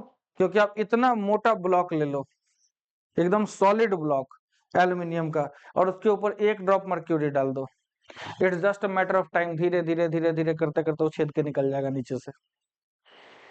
ठीक है, तो इसीलिए आपको मर्क्यूरी नहीं ले जाने दिया जाएगा। इसके बर्तन बनाए जाते हैं, हालांकि इसके बर्तन में बिल्कुल भी नहीं खाना चाहिए, एल्यूमिनियम पॉइजनिंग होती है। लेकिन चूंकि सस्ता है तो मिडिल क्लास और जो लोअर करीब तबके के लोग हैं बहुत इस्तेमाल करते हैं इसका। एल्यूमिनियम का बर्तन खाने के लिए सबके बकवास है, बिल्कुल इस्तेमाल नहीं करना चाहिए। और वायर्स के लिए भी इस्तेमाल होता है, इलेक्ट्रिसिटी वगैरह के लिए। ठीक है, अब आगे देख लो इसका पॉपुलैरिटी क्यों हुआ? क्योंकि स्टील कॉपर बहुत ज्यादा महंगा होना शुरू हो गया, समाज का हर वर्ग उसको खरीद नहीं पाता था, तो as a substitute of steel and copper और जिंक। ठीक है, तो और खास में एक लेड भी। ठीक है, जिंक लेड, इन चार जो है तुमको चीजों के लिए जो है इसका सब्स्टिट्यूट के रूप में बहुत सारी इंडस्ट्रीज में इस्तेमाल होना शुरू हो गया। ठीक है, चलिए आ जाओ। एल्यूमिनियम सबसे ज्यादा कहाँ निकलता है? उड़ीसा में निकलता है, याद रखिएगा, नालको एंड बाल्को। ठीक है, तो उड़ीसा हो गया, वेस्ट बंगाल हो गया, केरला हो गया, उत्तर प्रदेश, छत्तीसगढ़, महाराष्ट्र एंड तमिलनाडु। याद कर लेना कहाँ कहाँ पर है, नहीं कुछ तो कम से कम सबसे ज्यादा हाईएस्ट कौन निकाल रहा है उसको जरूर याद कर लेना। ठीक है, इस बात को ध्यान में रख लोगे। आगे देख लो, बॉक्साइट क्या है भाई? रॉ मटेरियल है जिसका इस्तेमाल हम लोग क्या करते हैं, ठीक है, एल्यूमिनियम बनाने के लिए करते हैं। बॉक्साइट की प्रॉपर्टीज क्या है? बहुत भारी होता है, dark colour, dark reddish colour का होता है, और फिर इसका जो है स्मेल्टिंग करके हम लोग क्या करेंगे, इसमें से एल्यूमिनियम निकालेंगे। ठीक है, अब नीचे जो है तुमको एल्यूमिनियम मैन्युफैक्चरिंग का सारा सिस्टम दिया हुआ होगा यहाँ पे, इसको भी हम लोग देख लेंगे अभी। चलिए अब आगे देख लीजिए। सॉरी, कहाँ पर थे? हम्म तो देखो, तो regular supply of electricity and assured source of raw material at minimum cost are the two prime factors for location of the industry. ये जहां पर भी लोकेटेड है, ठीक है, तो उसके दो फैक्टर है। पहला बात क्या है कि यहाँ बिजली का सप्लाई बहुत जरूरी है, ठीक है, और दूसरा बात क्या है भाई कि रॉ मटेरियल कम से कम पैसे पर मिल जाए। तो जहां पर भी ये दोनों रिक्वायरमेंट्स फुलफिल हो जाएंगी, वहां पर ये इंडस्ट्री आपको लगी हुई मिलेगी। ठीक है, नीचे आ जाओ, पहले देख लेते हैं, फिर केमिकल इंडस्ट्री पर जाएंगे। चलो, एक इक्वेशन आपको ध्यान में रखना है, ये बहुत बार क्वेश्चन पूछा गया है। ठीक है, 4 से 6 टन बॉक्साइट आपको जो है ओर चाहिए, उसमें 2 टन एल्यूमिना मिलाया जाएगा, तब जाके कितना बनेगा आपको एल्यूमिनियम? 1 टन। मतलब 1 टन एल्यूमिनियम निकालने के लिए हमको 4 से 6 टन बॉक्साइट और उसमें 2 टन एल्यूमिना चाहिए। ठीक है, मतलब चाहिए नहीं, 4 से 6 टन बॉक्साइट से 2 टन एल्यूमिना निकाला जाता है, समझे? और इस 2 टन एल्यूमिना से कितना निकलेगा? 1 टन एल्यूमिनियम बनेगा, समझे? 4 से 6 टन बॉक्साइट से कितना एल्यूमिना बनेगा? 2 टन, और 2 टन एल्यूमिना से कितना एल्यूमिनियम बनेगा? 1 टन। ठीक है, तो इसको ध्यान रखिएगा। आ जाओ, यहाँ देख लो, बॉक्साइड है, रॉ मटेरियल है, ठीक है, इसको क्वारी किया जाता है, मतलब काट के निकाला जाता है, समझे? उसके बाद रेल से या फिर शिप से इसको क्या किया जाएगा? ट्रांसपोर्ट किया जाएगा। उसके बाद, ठीक है, इसको क्रश किया जाता है, पीसा जाता है, और उसमें से एल्यूमिना को बाहर निकाला जाता है, जिसको हम लोग मतलब क्या कह सकते हो, एल्यूमिनियम रिफाइनिंग कहते हैं। ये कहाँ पर होता है भाई? एल्यूमिनियम रिफाइनरी में होता है। ठीक है, उसके बाद आप देखोगे कि भैया ये जो बल्क में जो है ओर को जो है हम लोग भेजते हैं कहाँ पर? स्मेल्टर के पास। उसके बाद कैल्सिनेटेड पेट्रोलियम और कोक जो है इसका इस्तेमाल होता है रिफाइनरी के लिए। ठीक है, और पिच जो है तुमको वो कोलियरी से आपको देखने के लिए मिल जाएगा। पिच क्या होता है? हम्म बताओ जरा, पिच क्या होता है? अरे तारकोल का नाम नहीं सुना है? तारकोल कहते हैं इसको। ठीक है, कोलिडी किसको कहते हैं? जहां पर कोयला बनता है भाई। तारकोल कैसे बनता है? कोयला को जो है जब ऑक्सीजन की कमी में जलाया जाता है, तब तारकोल बनाया जाता है, आप ऐसा समझ लो। ठीक है, तब ये चीज पहुंचेगा स्मेल्टर के पास। स्मेल्टर को दो चीजें चाहिए, एक तो भैया एक मोल्टन मेटल है, जिसको आप लोग कह सकते हैं मतलब क्रायोलाइट, जो एक इलेक्ट्रोलाइट के रूप में काम करेगा। और बिजली कितनी चाहिए? पर टन और पर 18,600 किलोवाट, इतना बिजली चाहिए। ठीक है, 1 टन एल्यूमिनियम बनाने के लिए ये दो चीजें मिल जाएंगी तो स्मेल्टर क्या कर देगा? आपको स्मेल्ट करके एल्यूमिनियम दे देगा। ठीक है, दिस इज द प्रोसेस, इसको आप लोग देख सकते हैं। आ जाओ, केमिकल इंडस्ट्रीज की बात करते हैं हम लोग। ठीक है, भारत में केमिकल इंडस्ट्री आज के डेट में बहुत तेजी से ग्रो हो रही है, डाइवर्सिफाई हो रही है, मतलब अलग अलग तरह के केमिकल्स इंडिया में मैन्युफैक्चर होते हैं। अब इसमें लार्ज और स्मॉल स्केल दोनों तरह के मैन्युफैक्चरिंग यूनिट्स हैं। मतलब लार्ज स्केल मतलब जो है लार्ज स्केल पर भी मैन्युफैक्चरिंग हो रहा है, और स्मॉल स्केल पर भी जो है काफी ज्यादा मैन्युफैक्चरिंग हो रहा है। ठीक है, उसके बाद अगर आप देखोगे क्या, तो रैपिड ग्रोथ आपको देखने के लिए मिला है इनऑर्गेनिक केमिकल्स के भी फील्ड में और ऑर्गेनिक केमिकल्स के भी फील्ड में। इनऑर्गेनिक केमिकल्स में क्या क्या आपको देखने के लिए मिलेगा? सल्फ्यूरिक एसिड हो गया, ठीक है, उसके अलावा जो फर्टिलाइजर वगैरह होते हैं वो सब क्या आ जाता है आपको? इनऑर्गेनिक सेक्टर में आता है। ठीक है, सिंथेटिक फाइबर हो गया, प्लास्टिक हो गया, एडहेसिव हो गया, पेंट हो गया, डाई स्टफ हो गया, नाइट्रिक एसिड हो गया, अल्कलाइज हो गया, सोडा एस हो गया, ठीक है। इसका इस्तेमाल जो है ग्लास बनाने के लिए होता है। सोप, डिटर्जेंट, कॉस्टिक सोडा, ये सब जो है तुमको आज के डेट में बहुत लार्ज स्केल में इंडिया में मैन्युफैक्चर किए जा रहे हैं, ठीक है। चलिए, तो अब आपको देखा है कि भाई ये केमिकल इंडस्ट्रीज बहुत ज्यादा लार्जली जो है वाइड स्प्रेड हो रहे हैं इंडिया में। तो ऐसा हो क्यों रहा है, ठीक है। तो अब देखो, ऑर्गेनिक केमिकल्स हैं, इसमें क्या क्या आता है भाई, ठीक है। पेट्रोकेमिकल्स है। अच्छा, एक सवाल पूछ रहे तुमसे, why do you think it's so, it is so, ऐसा है क्यों कि काहे भाई हो रहा है इतना ज्यादा स्प्रेड, क्यों? क्योंकि भैया हमारे यहाँ जो डिमांड है वो बढ़ते जा रही है। डिमांड होगा तब ना सप्लाई होगा, है कि नहीं? देखो यहाँ पे, ठीक है। आपने सुना होगा पहले ग्रीन रेवोल्यूशन वगैरह नहीं था। ग्रीन रेवोल्यूशन जब से आया है तब से पेस्टिसाइड्स की इंडस्ट्री खड़ी हो गई, फर्टिलाइजर की इंडस्ट्री खड़ी हो गई, ठीक है। तो सबसे ज्यादा तो वहां पर जो है इनऑर्गेनिक खेती का इस्तेमाल होना शुरू हुआ। पेंट इंडस्ट्री है, बहुत तरह की और दूसरी इंडस्ट्रीज हैं, तो उन सब में इन सारी चीजों का इस्तेमाल होता है, ठीक है। चलिए, तो ऐसा कहा जा रहा है कि भाई हमारे देश में ये इंडस्ट्रीज बहुत ज्यादा वाइड स्केल पर काहे स्प्रेडेड है। जहां जहां जिस तरह का जो है तुमको रॉ मटेरियल हम लोग को मिलता है, जहां जहां जिस तरह की फैसिलिटी मिलती है, वहां वहां अलग अलग तरह का जो है तुमको प्रोडक्शन होता है, ठीक है। आ जाओ ऑर्गेनिक केमिकल्स की बात करते हैं। ऑर्गेनिक केमिकल्स में क्या होगा, पेट्रोकेमिकल्स आ जाएंगे, ठीक है, जिसका इस्तेमाल हम लोग किस चीज के लिए करते हैं, सिंथेटिक फाइबर बनाने के लिए करते हैं, ठीक है। सिंथेटिक रबर बनाने के लिए करते हैं, प्लास्टिक डाई स्टफ ये सब जो है बनाने के लिए करते हैं, ड्रग हो गया, फार्मास्यूटिकल्स हो गया, ठीक है। इन सब चीज के इस्तेमाल में हम लोग क्या कर रहे हैं भाई, ऑर्गेनिक केमिकल्स का जो है इन सब के प्रोडक्शन में इस्तेमाल हो रहा है। ऑर्गेनिक केमिकल, ठीक है। अब ऑर्गेनिक केमिकल कहाँ है, आपको दिखेगा कि भाई पेट्रोकेमिकल्स का हमने नाम लिया है, तो पेट्रोकेमिकल्स में तो पेट्रोलियम से निकलने वाला केमिकल। पेट्रोलियम कहाँ पर बनता है भाई, रिफाइनिंग होती है उसकी, क्रूड ऑयल हम लोग को मिलता है। तो जाहिर सा बात है ये सारे जो जितने भी जो है केमिकल प्लांट्स है, कहाँ देखने के लिए मिलेंगे, ऑयल रिफाइनरी के आसपास ही आपको देखने के लिए मिलेंगे, ठीक है। क्योंकि मैंने बोला था ना, रॉ मटेरियल नजदीक से मिलना चाहिए। तो जहां रिफाइनरी है, जहां रिफाइनिंग हो रही है, वहीं से हम लोग को क्या मिल जाएगा, ठीक है, रॉ मटेरियल मिल जाएगा। उसके बाद देख लीजिए, तो केमिकल इंडस्ट्री है, ठीक है, ये अपनी ही बहुत बड़ी क्या है, कंज्यूमर है, समझे।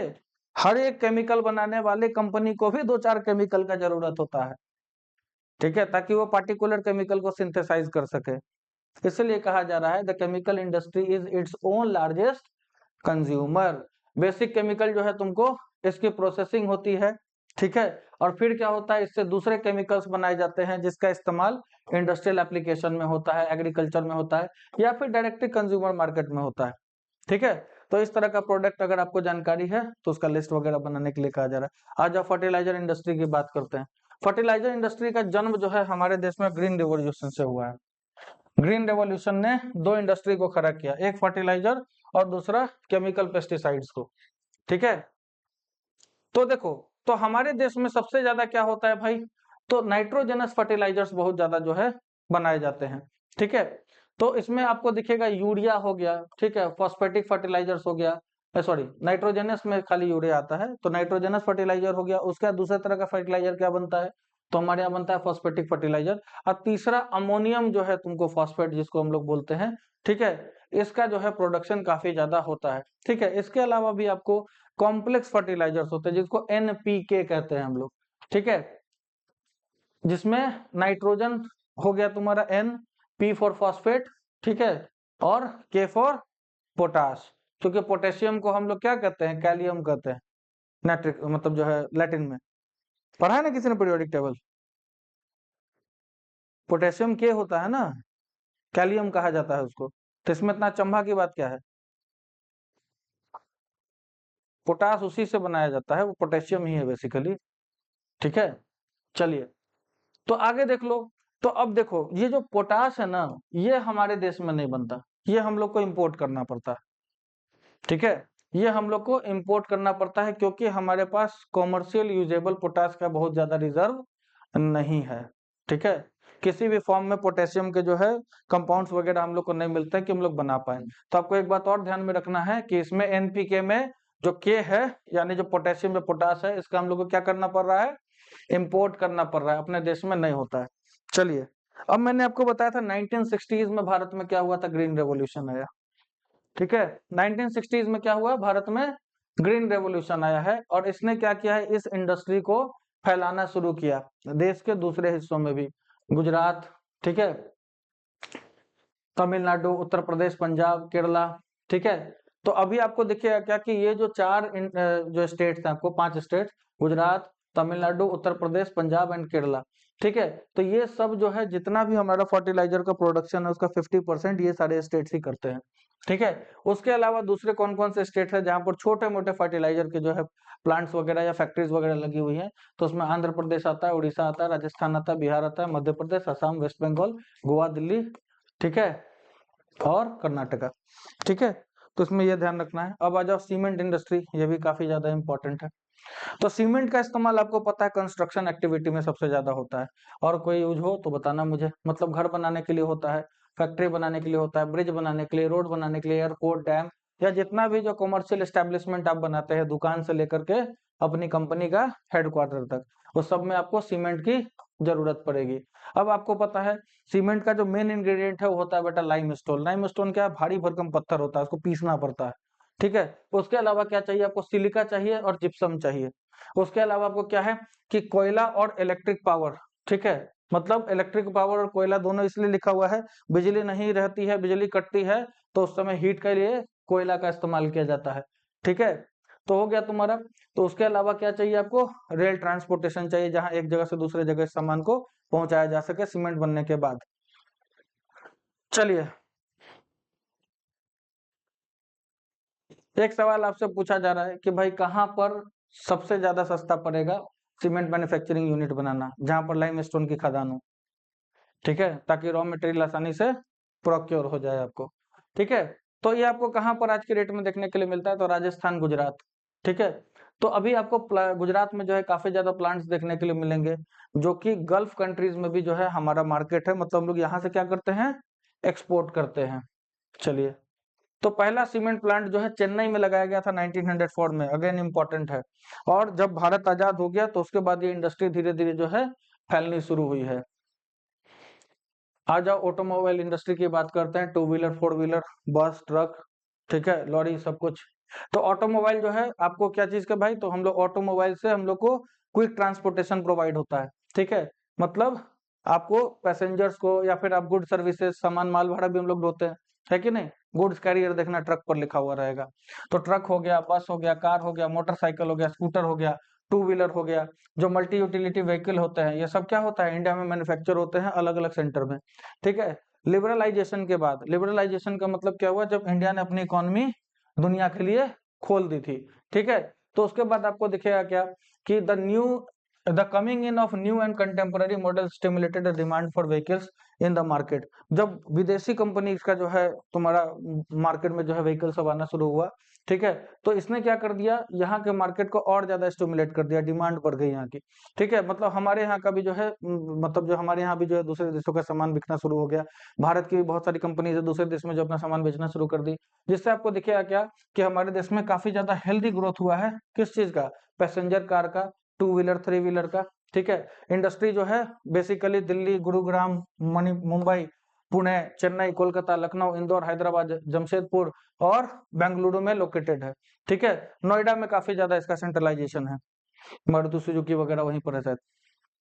आगे देख लीजिए, आईटी की बात करते हैं, इंफॉर्मेशन टेक्नोलॉजी, और इसके साथ साथ इलेक्ट्रॉनिक टेक्नोलॉजी की बात कर रहे हैं हम लोग, ठीक है।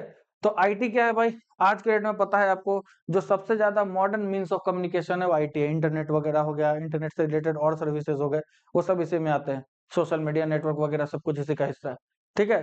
तो जो इलेक्ट्रॉनिक इंडस्ट्री है आज के डेट में तुमको दिखेगा बहुत तरह के प्रोडक्ट्स वगैरह उसको कवर करती है, ट्रांजिस्टर से लेकर के, ठीक है, television, telephone, cellular, telecom, telephone exchange, radar, computer, और बहुत तरह के ऐसे जो है तुमको इक्विपमेंट जो टेलीकम्युनिकेशन इंडस्ट्री की जरूरत है, मतलब जो कुछ भी चीजें सब इसमें आ जाती है।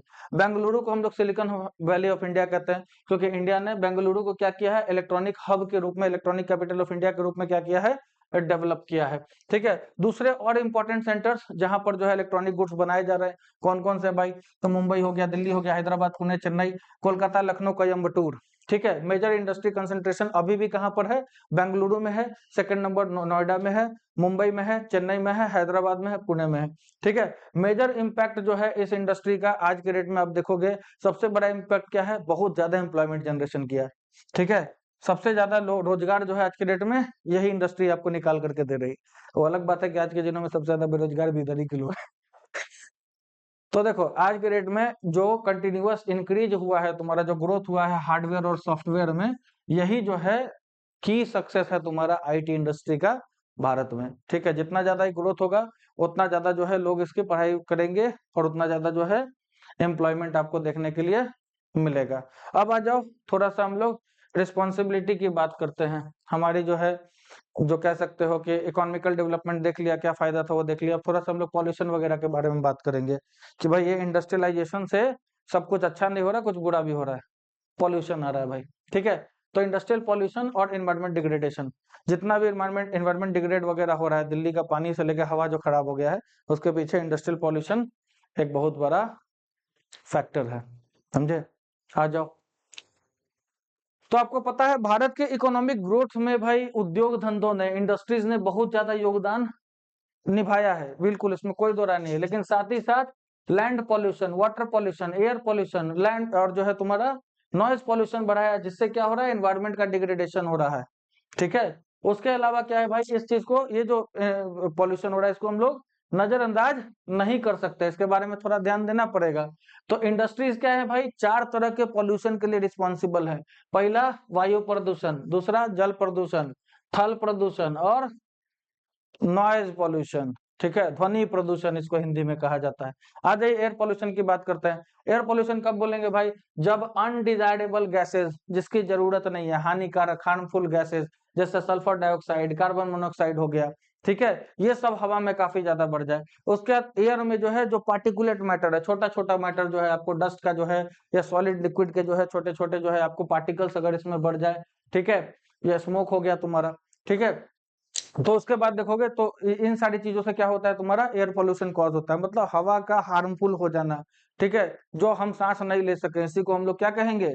वायु प्रदूषण कहेंगे। और जो धुआं धूल होता है वो सबसे ज्यादा कहाँ से आता है भाई? तो केमिकल जो है तुम्हारा, ठीक है, जो प्लांट्स वगैरह है वहां से जो केमिकल रिलीज हो रहा है, जो फैक्ट्रीज है उससे जो धुआं रिलीज हो रहा है, पेपर की फैक्ट्री हो गई, ब्रिक का जो क्लीन हो गया, ईंट का भट्टी जिसको हम लोग बोलते हैं, रिफाइनरी हो गया, स्मेल्टिंग प्लांट हो गया, फॉसिल फ्यूल जो बर्न कर रहे हैं हम लोग, पेट्रोल वगैरह इस पर जो गाड़ियां वगैरह चल रही हैं।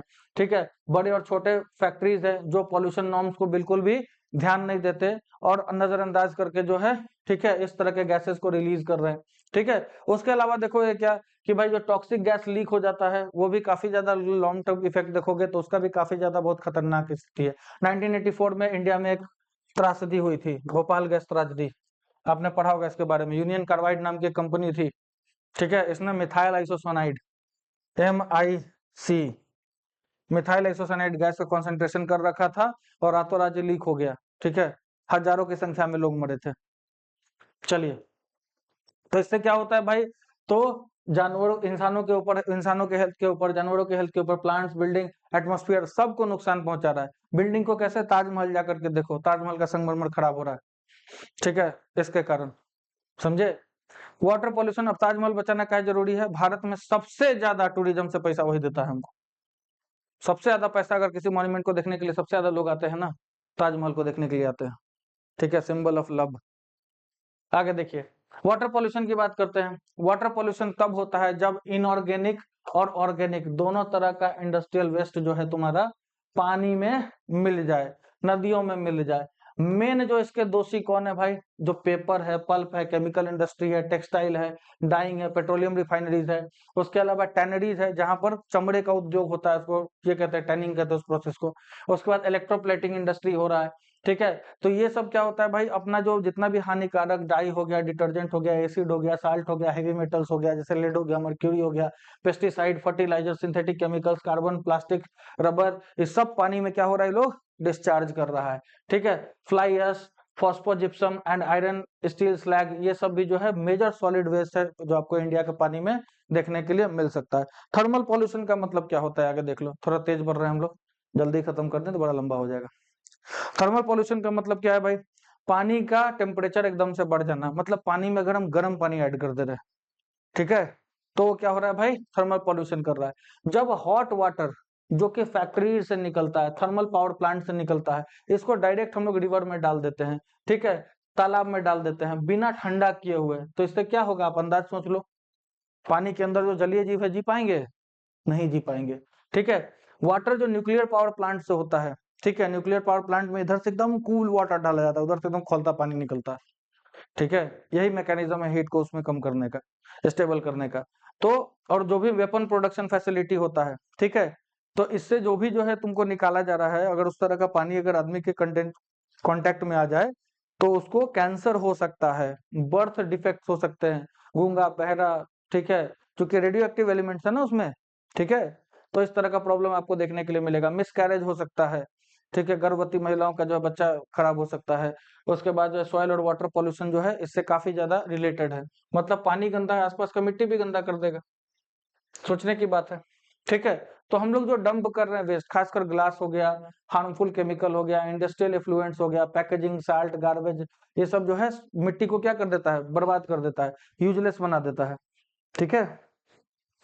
लैंडफिल वगैरह ये सबसे क्या हो जाएगा, तुम्हारा मिट्टी बर्बाद हो जाएगी, यूज होने लायक नहीं रहेगी।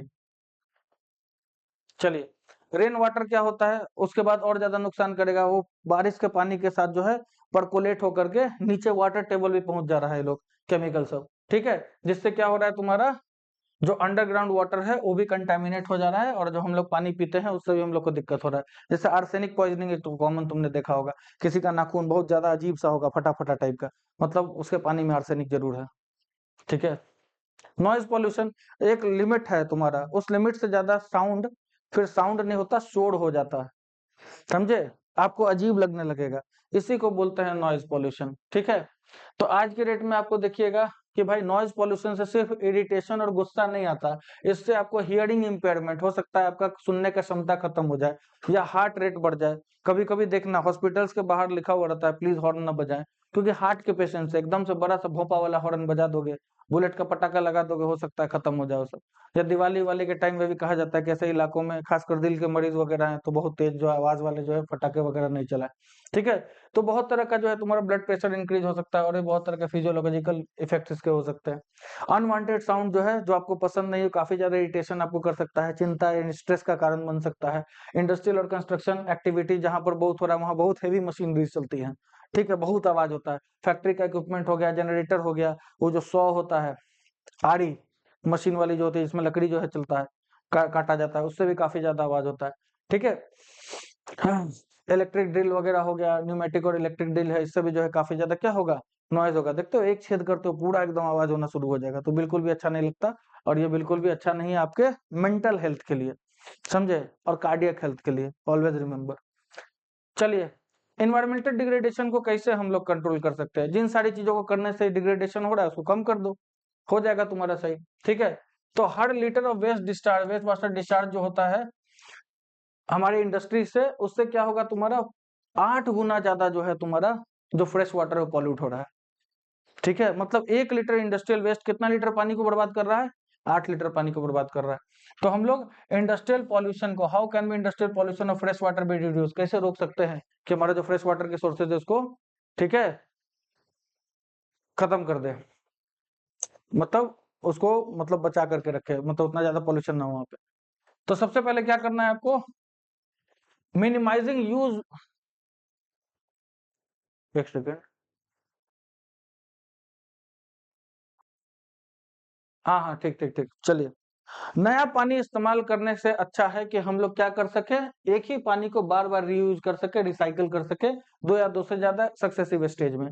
अगर कोई फैक्ट्री हमने लगा रखी है जहां पर 2-3 स्टेज में जो है पानी का जरूरत है, तो फ्रेश वाटर ना इस्तेमाल करके हम लोग एक ही पानी को रीयूज करने की कोशिश करें, ये बात यहाँ लिखी गई है। दूसरा बात क्या है कि रेन वाटर हार्वेस्टिंग करें, ठीक है, आपने पढ़ा होगा तमिलनाडु का मॉडल, सारे घरों में रेन वाटर हार्वेस्टिंग प्लांट है, नीचे क्या लगा हुआ है, ठीक है, ड्रेनेज सिस्टम, मतलब जो है तुम्हारा टैंक लगा हुआ है, ठीक है, इससे भी पानी आपका बचेगा। उसके बाद हॉट वाटर को जो है किसी भी नदी में, नाले में, या फिर आप तालाब में डिस्चार्ज करने से पहले इसको प्रॉपरली ट्रीट करें, ठीक है। जो भी इंडस्ट्रियल इफ्लुएंट्स है उन सबको 3 फेज में जो है ट्रीट करना चाहिए।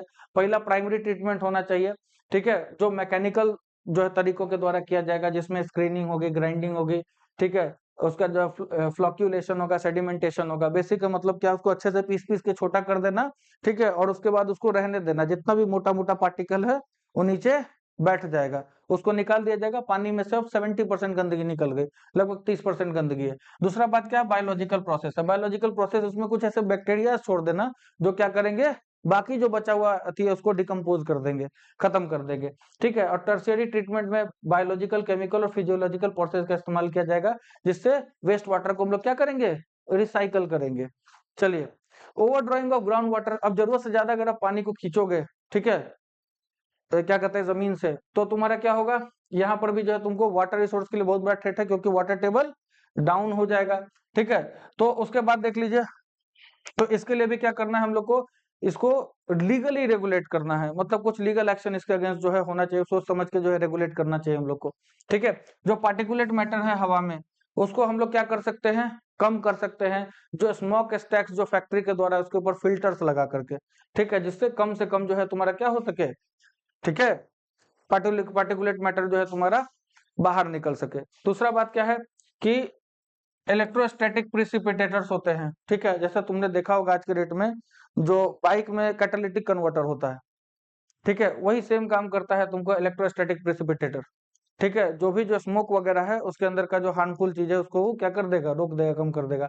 फैब्रिक फिल्टर हो गया, स्क्रबर हो गया, ठीक है, इनर्शियल सेपरेटर हो गया। तो इस तरह से क्या हो सकता है भाई, हम लोग जो स्मोक है उसको कम कर सकते हैं। और क्या तरीका है, तो smoke can be reduce by using oil और गैस इंस्टेड,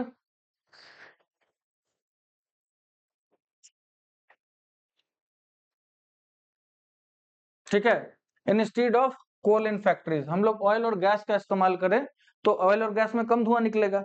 कोयला का इस्तेमाल कर रहे हैं तो कोयला में ज्यादा धुआं निकलता है ना भाई, ठीक है।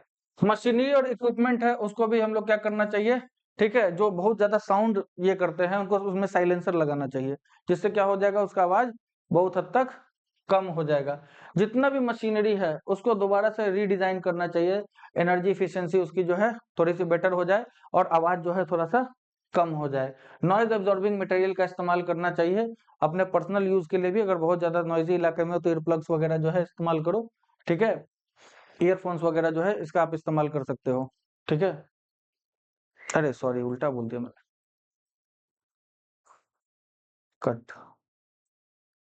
रख रहने दो, यहीं पे थोड़ा सा बचा हुआ है। हाँ, यहाँ कट लगाना पड़ेगा, कट लगाना पड़ेगा।